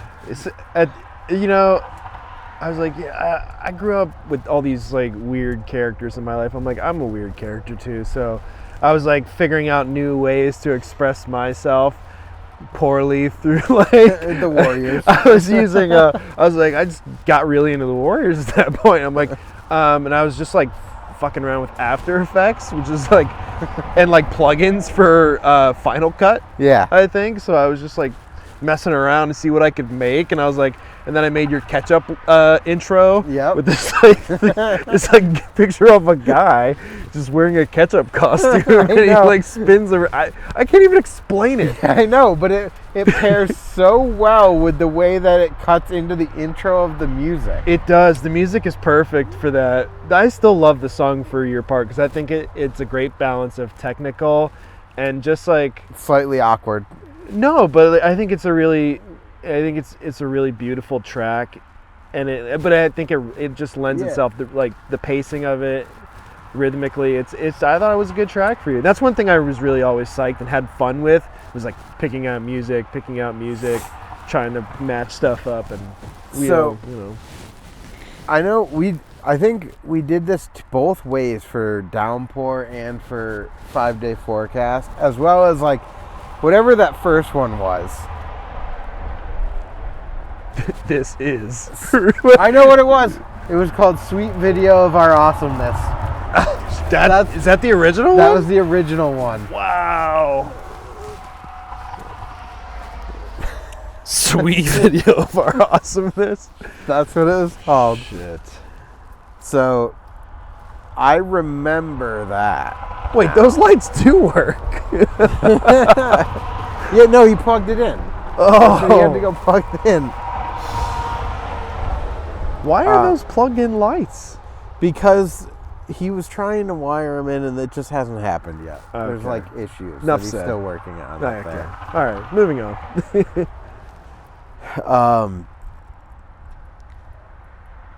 Anyway, we were talking the BMX Super Fun Time and like getting into that, and then those earlier videos we had done both ways of music, where one of them we just edited the part the way we wanted it and then found a song that kind of worked and like went with it. Yeah. And then the other one, we found the song we wanted to use and we built the video around them, which is so much more work. But I don't know, maybe like 5% better. Like at the end of the day, I feel like the pacing of the video, like it really goes well. And then I think it was like, it wasn't until after that, and I don't know if you were doing it in Ace and BMX Super Fun Time, but when I started doing all my jam videos and like random trip edits, was when I finally realized, hey, you don't have to include the whole run out for the continuity of the clip. You can just let the audio hang into the next clip. And the video feels so much better when you just do that. Let the woo finish out, but you cut the clip a half a second earlier so that it's not weird. Yeah. That really works nice. A little L cut, we call that. Okay, I don't know what that's. But that's like little things, you know? So, like, how did you approach BMX Super Fun Time in that way? Was it a music first, or was it kind of like a hybrid? No, it all just kind of like, I think I started just throwing clips at the wall, right, for everybody's section, and I just tried to pick music that would fit the vibe and the tone of, you know, each rider's kind of unique part and like just shit that I was into. So just trying to like check all those boxes and find something that was like rhythmically in line with the part, and then that was kind of it. Yeah, and then it all just kind of flowed from there. A lot of it was just like influencing like what you're into at the time and what's like, you know, what you're digging. So I've filmed a couple of other little projects and stuff throughout, and it's always like you get people that get self-conscious about being in a video too, and they're like, oh, well, I'm not that good. And it's like, I continually still will go back to how the reason we were filming our videos in the first place and making them is it's not about being good. No. It was just about capturing what we were into at the time. Yeah. And what was good for us at the time. Like, it's just a snapshot. Yeah. No, we have these great stories. We have proof because it doesn't all exist online, you know. We got this little shitty cassette. No, I mean, one of my favorite clips of all time doesn't exist at all because it was posted on MySpace. Oh, man.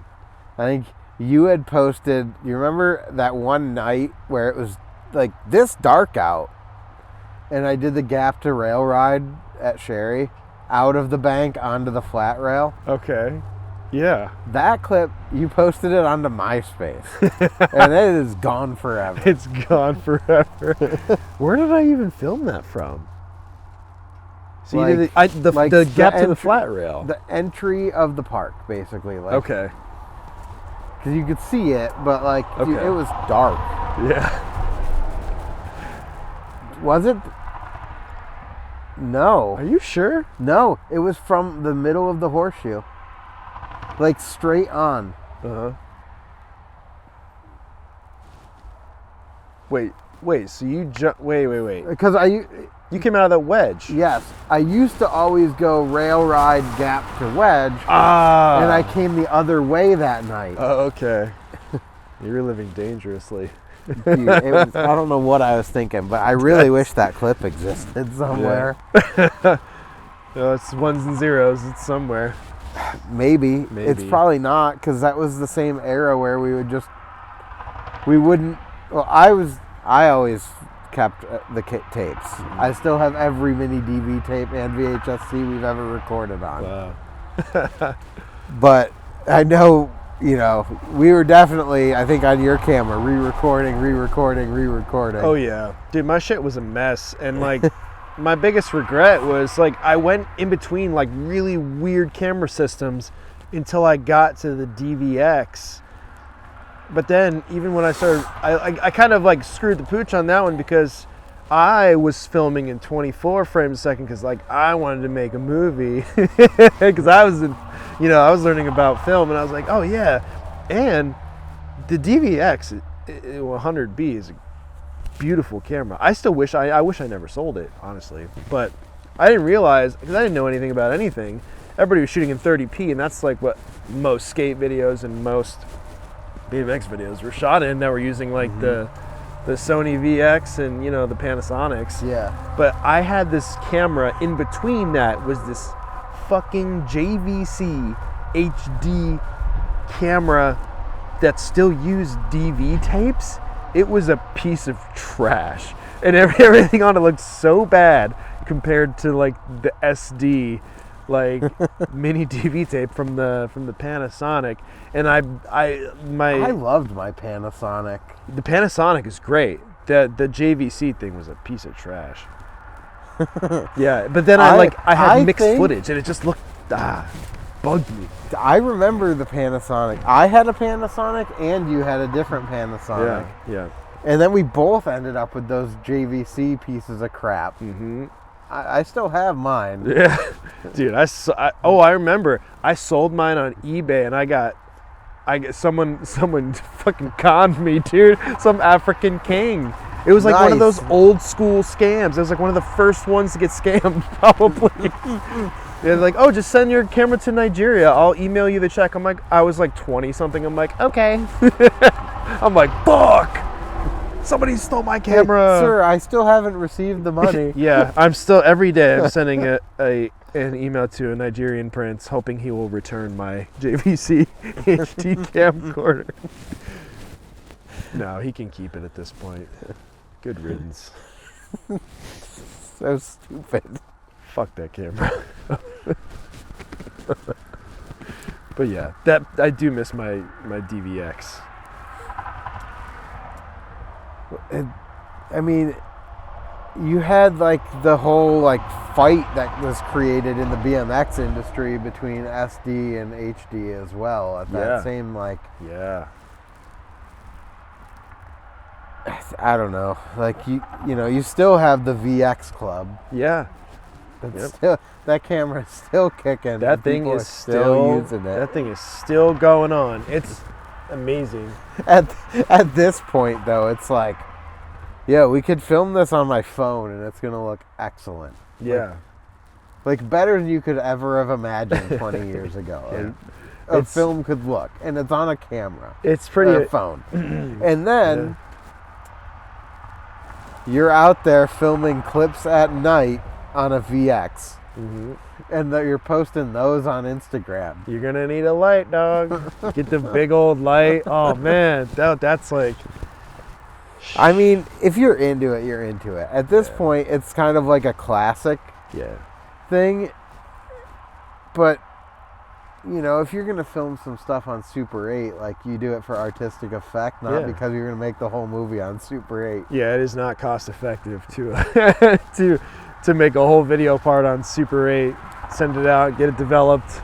It's not effective at this point to do it on a mini DV tape either, on a VX. I always remember it, man. We ended up buying such shitty tapes, going down to like the CVS, buying tapes. 5 packs. 5 packs, yeah. With my white and blue backpack. Yep. All right, you want a real blast from the past? Let's go.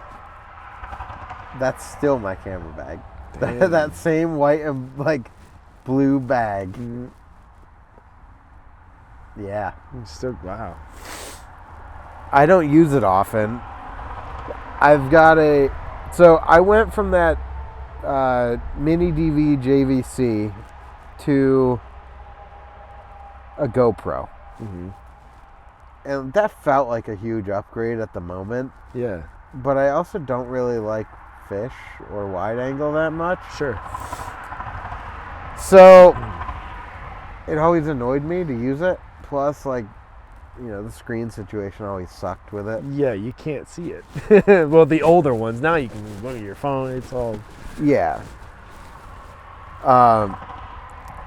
And I never bought it, but they were selling for a little while a mount for it that was shaped like a VX. Yeah, the little handle. Yeah, I saw that. It's like hilarious. Yep. I have seen that. It's pretty neat.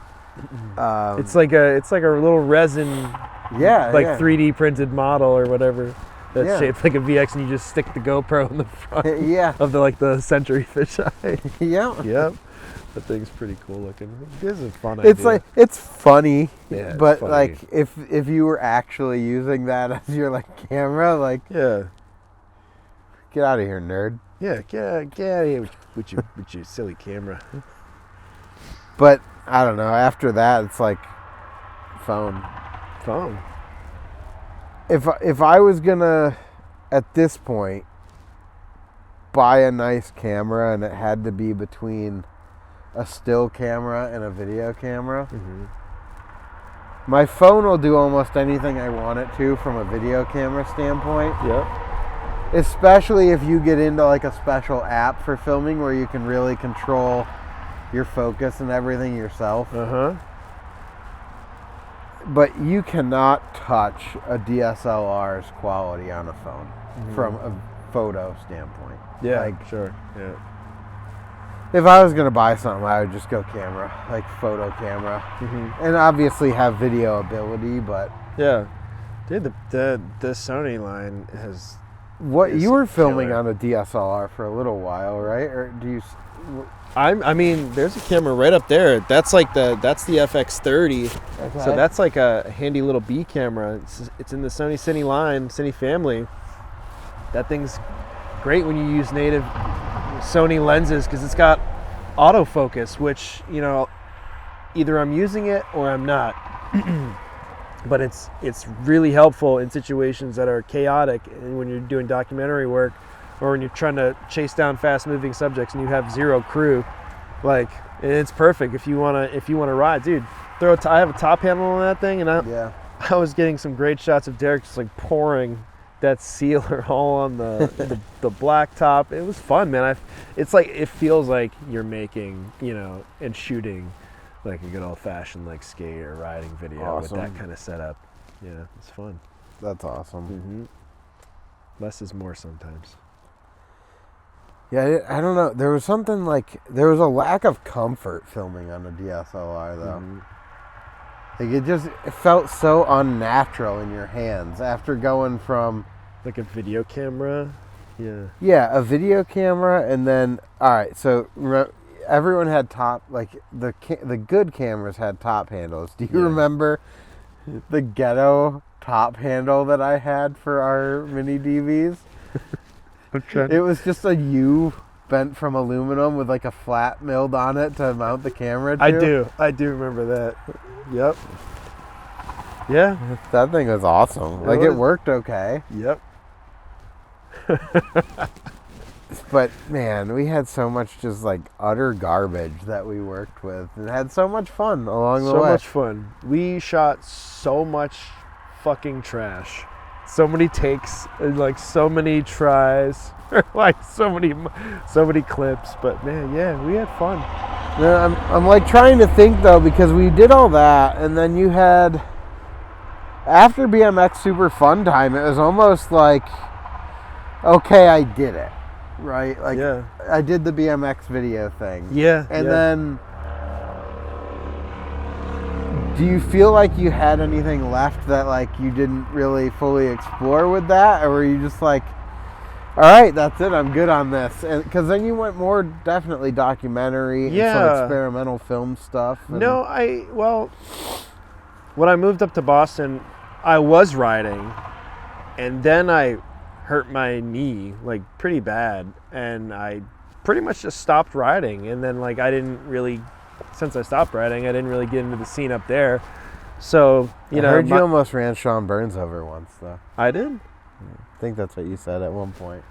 Oh, I saw Sean Burns. Did I almost run him over? Nah.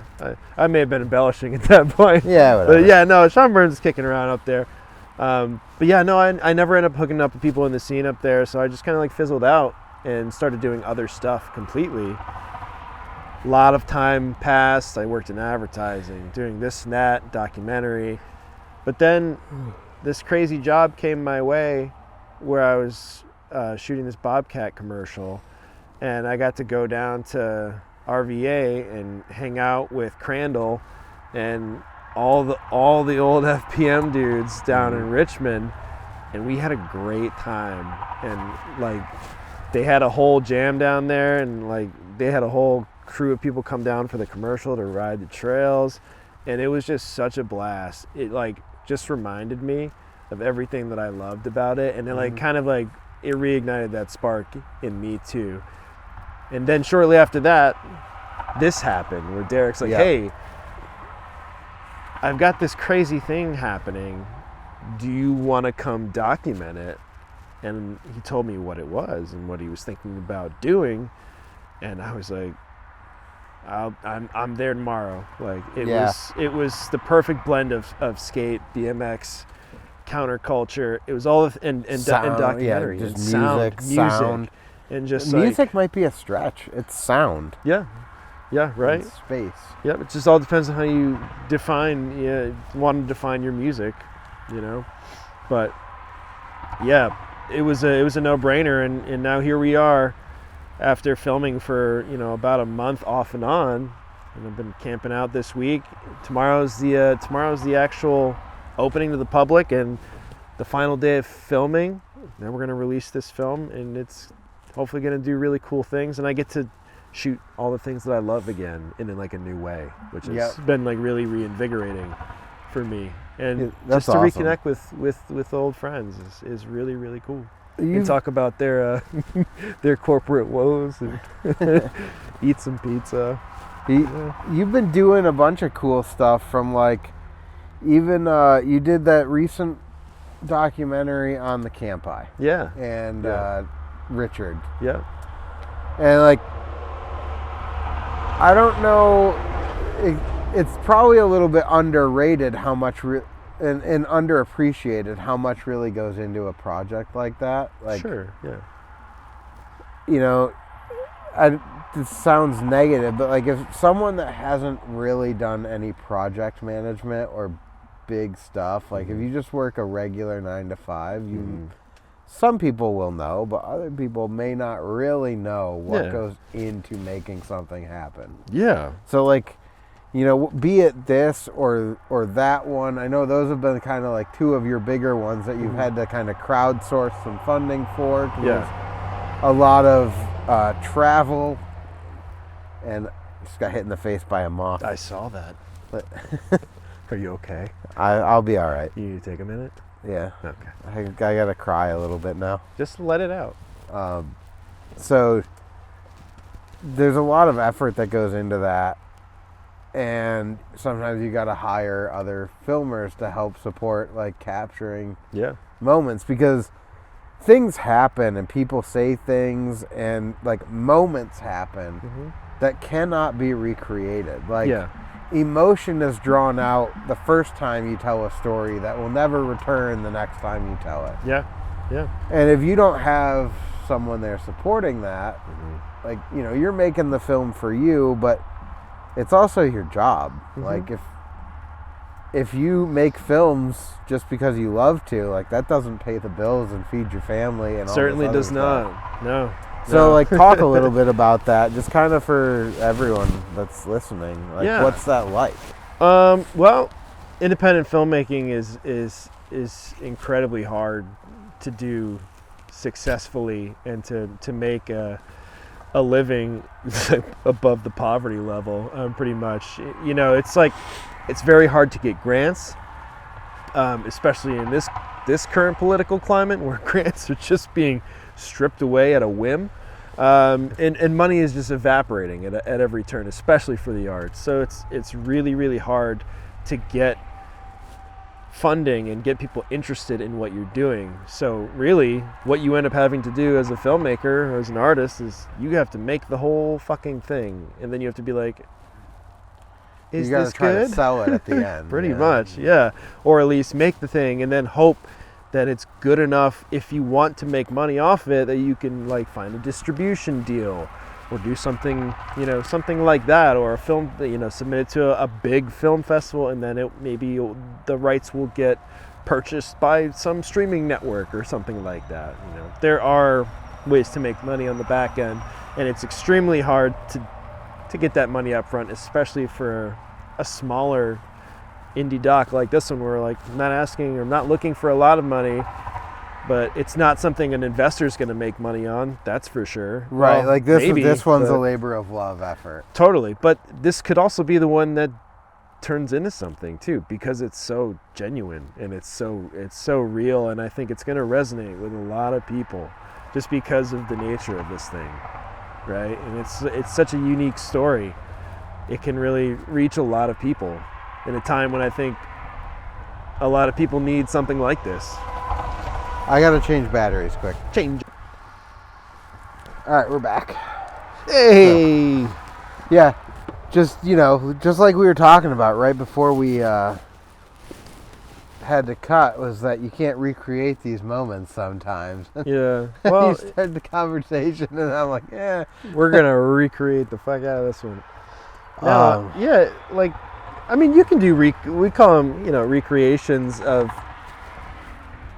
There's dramatic recreations in the doc world, but like actually something like this, like if you don't kind of catch it while it's happening, you miss out, and you'll hear about it from just word of mouth or some other way. But right, and like, so I have a little project. I highly doubt you saw it, but I might have to show it to you after this. Okay. So we entered the come up contest at one point, Derek and I.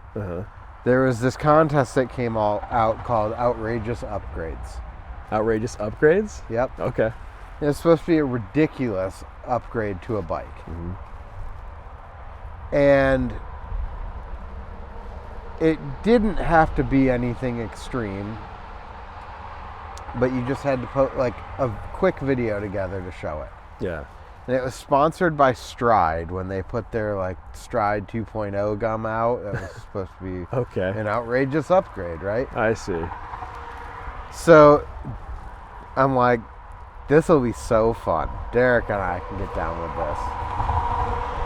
And he and I talked through a whole list of ideas of like, first off, let's define upgrade. That it has to increase functionality. You cannot lose functionality or it is not an upgrade. So we went through this whole process to realize we could make an entire bike that's a barbecue grill and has all this other accessories on it. I remember that bike. Cups, speedy skewers. Yes. Like, it was kitted. Yeah. The seat was ketchup. Okay. So we make this bike, and Tom Beckman, Derek, and I are here in the middle of a snowstorm trying to film and edit for this. And it's like horrible winds and snowing. Yeah. And we're like, we got a barbecue right now for this stupid video. Yeah. So, like, we recorded a bunch of stuff. The clips came out awesome. Like, I was super happy with this video, like, starting. And the entire time we are barbecuing, we are making fun of the come up, how horrible an idea it is to have a contest in the winter. How bad Stride's gum is. And then we went back out the next day and we put the bike back together and went and filmed more clips. And when I'm editing it, I'm like, we could totally win this contest. Because nobody's going to put the effort that Derek put into making a bike good. Yeah, yeah. Or we could be genuine. So I pulled all of the incredible audio cuts and just mashed them all together. So the entire barbecue scene is just off the wall comments about how bad the come up is, how bad Stride is. how Stride is full of chemicals and gives you cancer. Like, and then we submitted it. Dude. So, fuck, sorry. So you won. They loved our stuff Yeah. at the come up. Yeah. But they were very explicit in like when they posted all the videos, and there were only like 4 finalists that made it. Mm. They posted these videos, and there's a whole long write-up about like, please be nice to the sponsor. Right. In the comments, like, you can't, don't down talk it. There's like, they're paying for this, whatever. Right. Yeah. And then they're like, so this video, da-da-da-da-da, and they talk about it. This video, da-da-da-da-da, and then they get to ours, and it goes, I didn't watch this, but you should.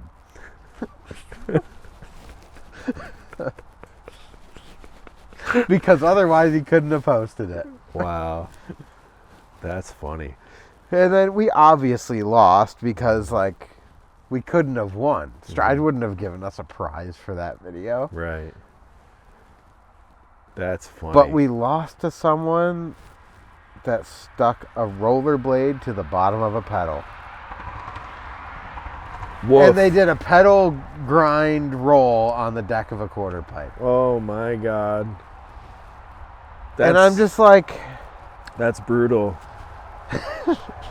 You could have had a life supply of Stride gum or whatever the fuck the prize was going to be. Listen, we're still chewing Stride. I'm not upset that we lost. I'm upset what we lost to. I see. So you lost to your own hubris, Andy. That was one of them. Okay. But that was the winner. Mm-hmm. The other, someone did a nose manual bar, like off the front of the bike. Yeah, okay. Instead of a wheelie bar. Got it, yeah, that's cool. But it's not a and fucking grill. Then they have the clip, and they ride up, and they do a nose manual, and then they put their foot down, and that's their clip. And I'm like, why would you not do like a hill bomb backwards nose wheelie full speed with this thing? Like, what are you doing? You took an opportunity and squandered it, dude. Some people have no class.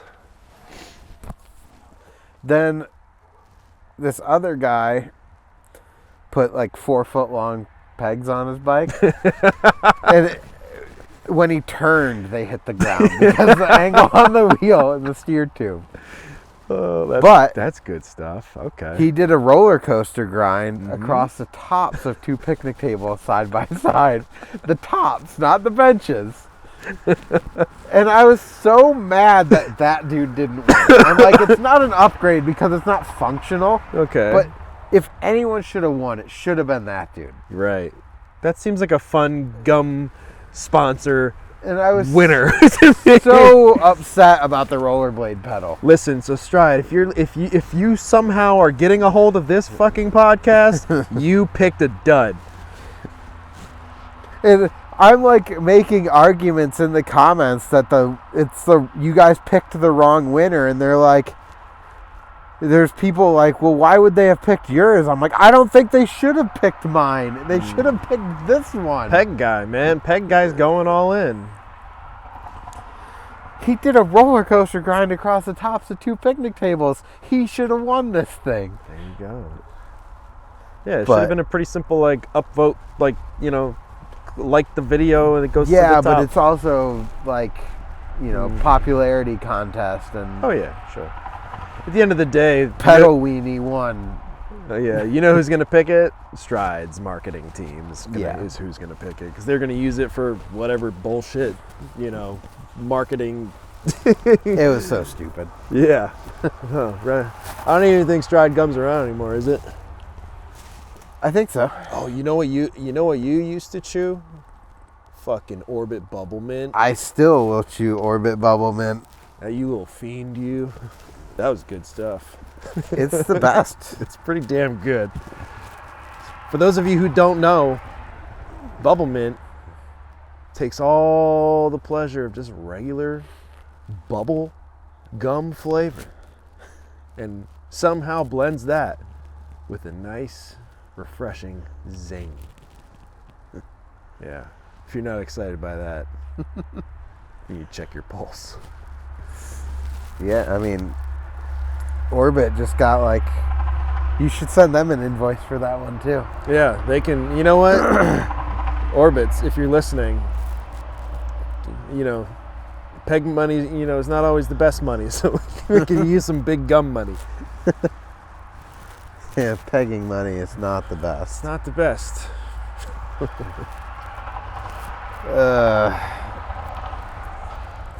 So back to the independent film thing, like, not necessarily an exact dollar amount, but like a documentary that takes like 3-4 months to put together. What's that cost? Like, I mean, 3 to 4 months. I mean, if you're shooting for like yeah, you're probably shooting on and off 3 to 4 months. So your full project's probably 8 to 12. So I can tell you for a fact, pre-production and everything. Right? So for a fact, this project has taken, it will be about six plus days of full days, and then you know, some stuff I've shot off, you know, when I'm not on location, just some inserts and things like that. And then, you know, also talk about, that's not taking into account the pre-production that went into just logistic stuff, working with Derek to schedule things and talk about what this is going to be, and, you know, just kind of very rough development. Yeah. Add another week onto that, right? So that's like 2 weeks right there.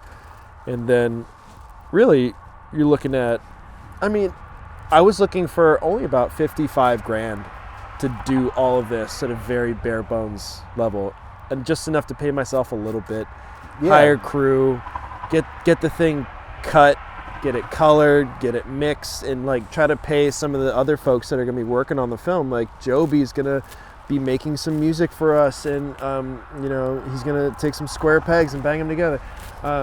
Sorry, Joby. But Joby is a great musician, and he's working on the score for us. And Mike Micha right down the road, he's going to be, you know, helping us put together audio and work on the soundtrack as well. And like, I'd like to pay these people.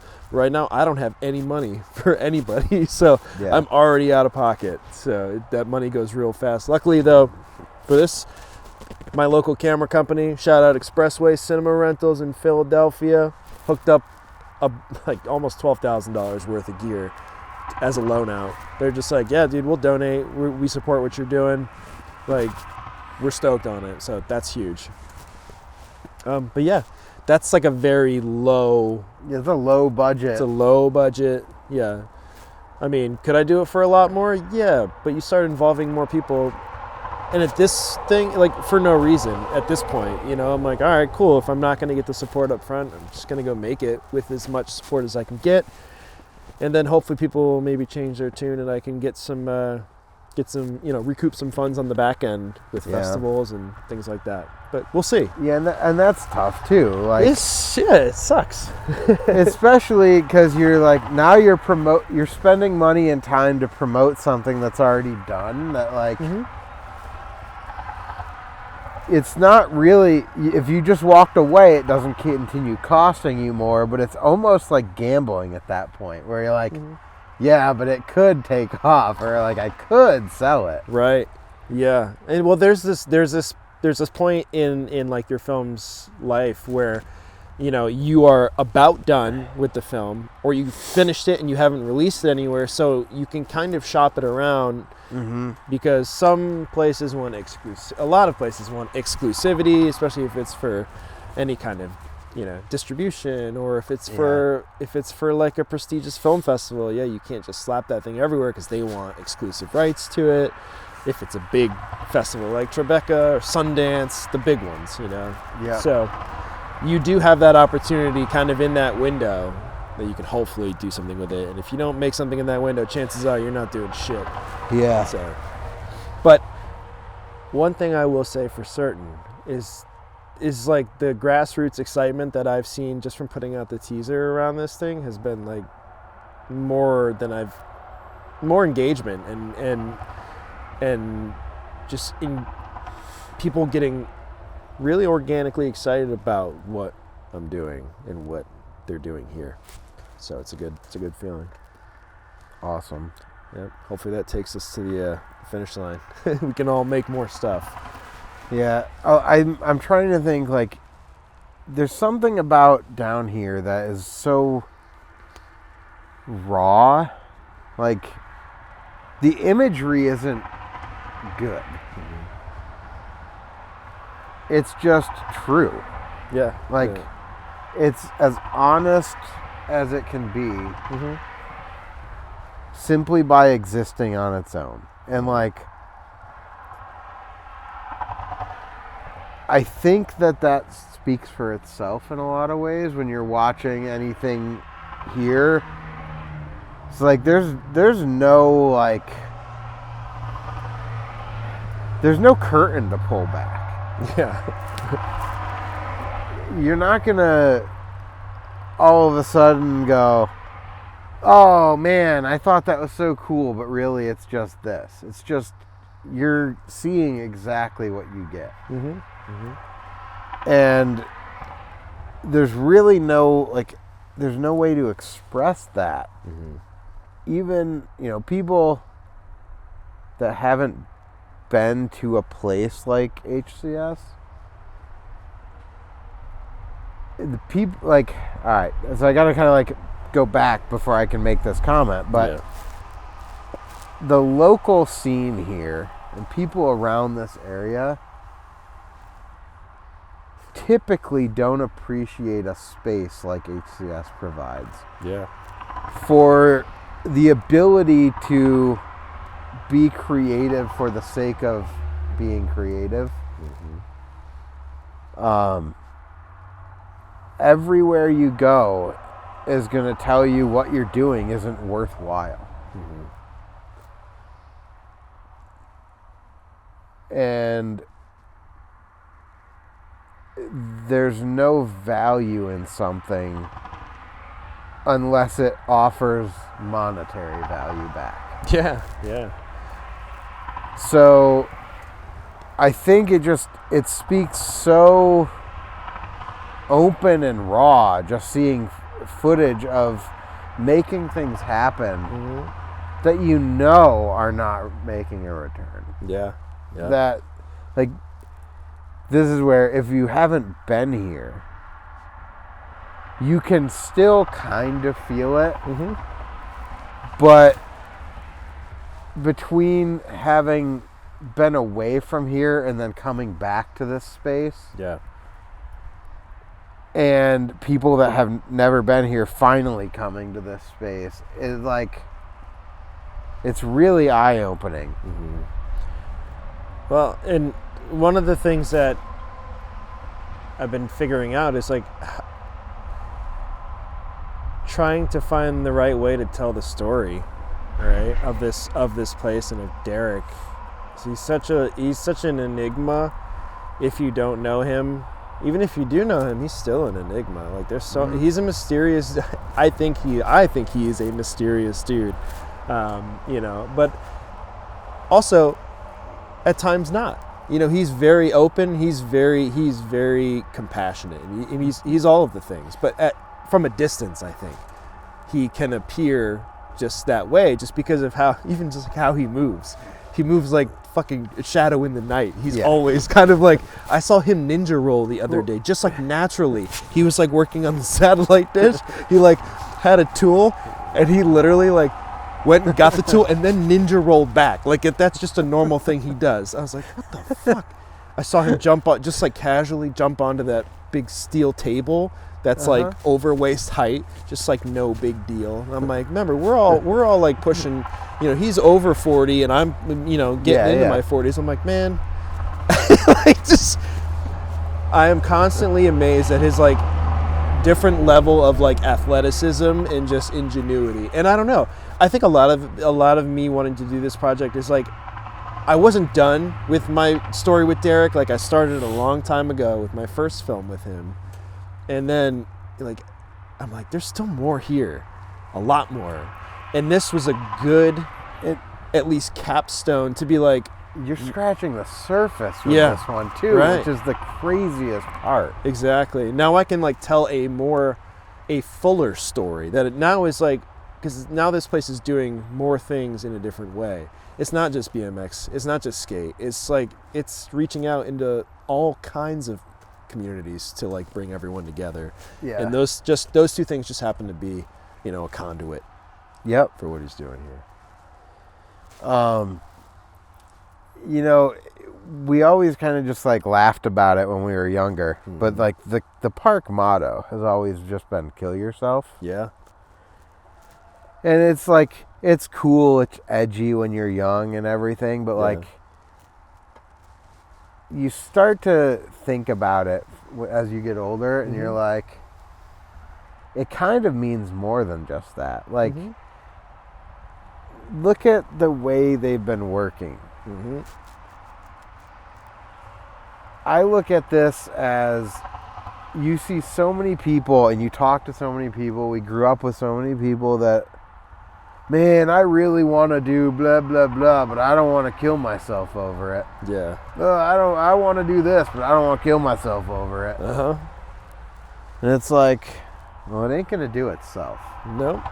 If you want to do something, maybe you should kill yourself for it. Maybe you should step up and make it happen. Yeah.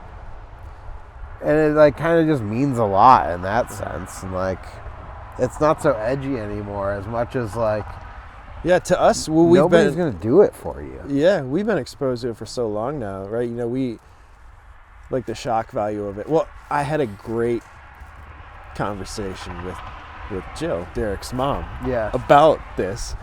And I was like, well, we were just talking about the history of HCS and her involvement, their involvement with the the whole thing from the very beginning. And I was like, we got talking about kill yourself. I'm like, what was your initial reaction when you like first saw that? And we had a really great conversation, and I won't ruin it because it's fucking awesome.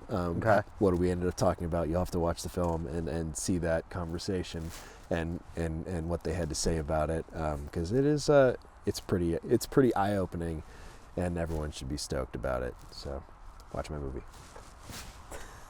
Shameless plug. Fuck yeah. Yeah, if you can find it. We got to figure out where it's going to be first. Like we have to make it first. So we're halfway there. Yeah, it's kind of like you're on the opposite side of like a lot of companies don't like. Well, you're in the same side, I guess, but like a lot of companies that have been around for a while, it's not that they go out of business from lack of work. They go out of business because they spread themselves too thin and they run out of cash. And with filmmaking, it could be extremely easy to just, I'd like to finish this, but I literally don't have time or money. Like, I got to go like deliver pizzas or something for 6 months. So like finish doing this. Like, commercial work for me has been incredibly slow this year, and that's usually it is my main source of income. Luckily, my wife works a great job, and she pretty much supports that family financially because I had a great job, then we moved, and then that job decided that I couldn't work remotely. So fuck those guys. Oops. Yeah. So that put me in a precarious situation, but we're doing fine. But I'm also, I have to take care of my girls. That's my role right now. I'm taking care of my girls. My wife is working more, so like I'm taking on that role. So yeah, it's a lot of it is like balancing, childcare and just taking care of your kids. You got to put your kids first, but a lot of it has been really helpful. Just, being able to lean on family to help out. Like, oh, can I like grab a day here? Can I grab a day there? Just like, could you just like watch one of my kids for one of the days? And luckily this place isn't that far, but it's just far enough, 3 hours north, where it's not like an easier, it's like 6 hours drive. Yeah. I can it's shoot not for like 4 really hours. A day trip. It's not a good day trip. I don't have much time to shoot, just like bouncing around the day. So that's why when I was like, I knew I was going to come here, I'm like, I'm going to come and I'm going to come to HCS and I'm going to just put roots down here for like the better part of a week. Yeah. And I'm going to spend some serious time so I can just do what a documentarian is supposed to do, or have the luxury of time.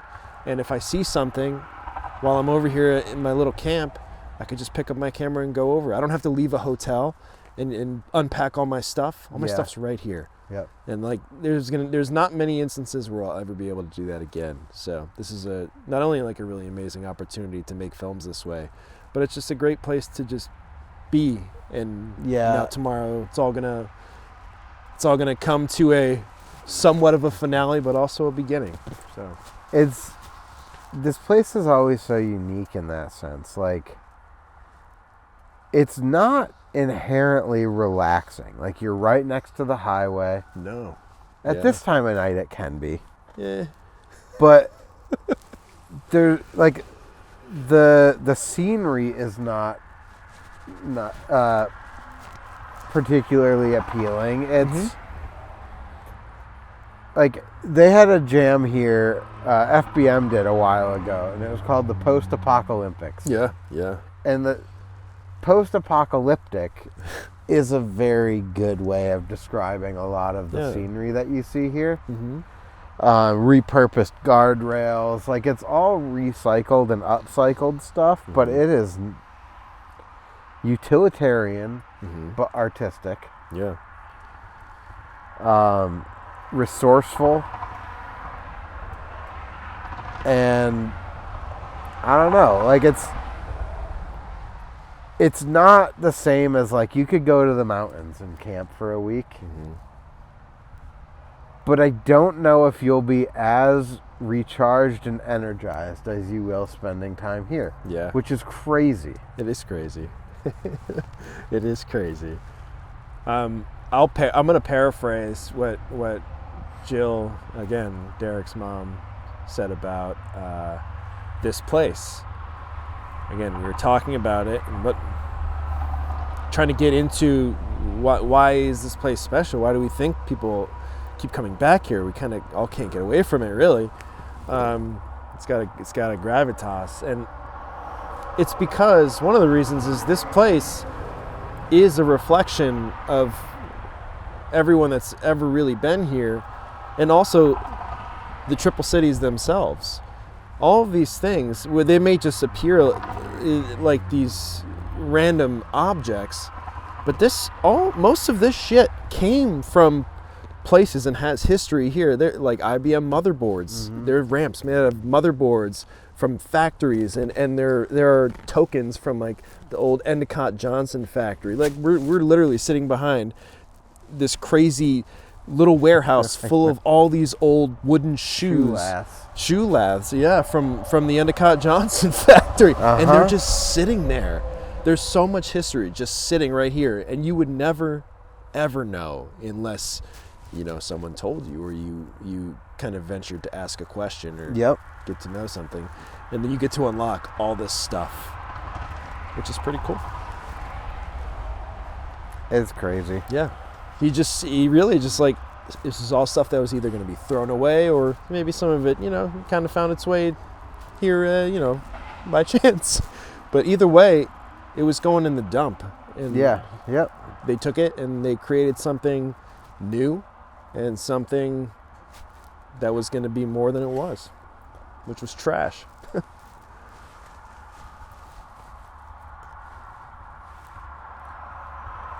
Well,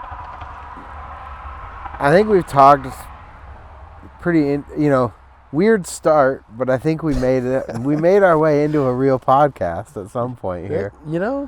I hope your audience had a little nugget of joy out of this. I think they all know what they're signing up for, and that, cool. We were joking on our walk over to sit down to do this that, like, I don't put much effort into it, right? Like, we can have a good episode without high production value. But again, I also think that comes right out of the same authenticity that this place provides. Like, I'm putting it out there as a show, but I'm not trying to put on a show. Hey, look at you. I like it. If people get something out of this, I'm really happy about it. Yeah, great. If they don't, I think it kind of comes right back to the same reason we were filming videos. I love it. I love it. It's just for us. Yeah, I dig it. It's good. We're all you're chronicling, I'm chronicling. Yeah, we're just writing our, it's like we're journaling, We're just doing it in different ways, different points in time, from different perspectives. I love that. I don't go to therapy, so this is like that. There you go. Yeah. Just come down here and just talk at a microphone for a while. Just eat a box of Pudgies and, shout out to Pudgies. That was your first Pudgies experience? That was my first Pudgies. That's interesting because they were always around, like, they were in Ithaca and Elmira. Like, if we went up there, we probably ate Pudgies. Yeah, I can't recall ever having it. Waverly, and then like they had one in Binghamton on Robinson Street. Not ringing a bell. The Vestal one's newer. Yeah, I was more of a Nurchies guy, but I would give it a solid 6.5 out of 10. Yeah, it's definitely above average. Yeah, 6.5 out of 10. Not bad. But you and I have both lived enough places at this point to know, like, pizza is not the same everywhere you go. No, we're not going to get into it. No, we're not going to start a pizza flame war on this podcast. I will. Yeah. Well, I lived in Pittsburgh, and Pittsburgh. Well, I've never had pizza from Pittsburgh. Has some of. I think they have like a melting pot of pizza where every single place you go is like you have no clue what you're getting into. See, I think that's fucking insane when it comes to pizza. But like some of it is like, hey, if you could pick the worst things about different pizzas you've ever had and then slap them all together. Oh, I thought you were going to describe good pizzas. No. Oh, wow. Okay. No. Oh, okay. No, like I understand now. I don't like chunky tomatoes on my pizza. Like, yeah, I like a nice smooth sauce. Okay. Okay. So not rustic, just there's one place in Pittsburgh called Beto's. Okay. That they cook the pizza, then they throw the cheese on cold afterwards. Yeah. And that's how you get it. What the fuck are people doing? There's another place we went to. I can't think of what the exact place was called right now. Uh-huh. And we went there, and I just had a feeling it wasn't going to be right. You got to start using like an app or something. You're just going to these bombs of pizza places. So I got this feeling, and I'm like, this is going to be bad. Mm-hmm. You still went. It wasn't bad. Okay. I will preface with that. But what I got was not pizza. All right. They did the dough, then the cheese, and then they covered it with sauce at the end. Okay, yeah, that's like Utica pie or that's whatever like some people like upside down or tomato pie. Yeah. None of those variations I'm like gung ho on. I just like a classic New York slice. It's still it still tastes like a pizza if you close your eyes, but like I don't really like the sauce all Maybe over if you like flip it upside down, you turn it inside out so that the cheese is on the top. So then it's just a stromboli. I sent a picture of it to Rachel, and she's like, "Is that lasagna?" That's a fair question. I think you and I can both agree that the best pizza that there ever was Primo's Pizza, and that's the end all be all. Yeah. And no one will ever know. And I don't think that place actually even existed, because no one I talk about outside of you and I know what the fuck I'm talking about. Steve has to know. He might remember.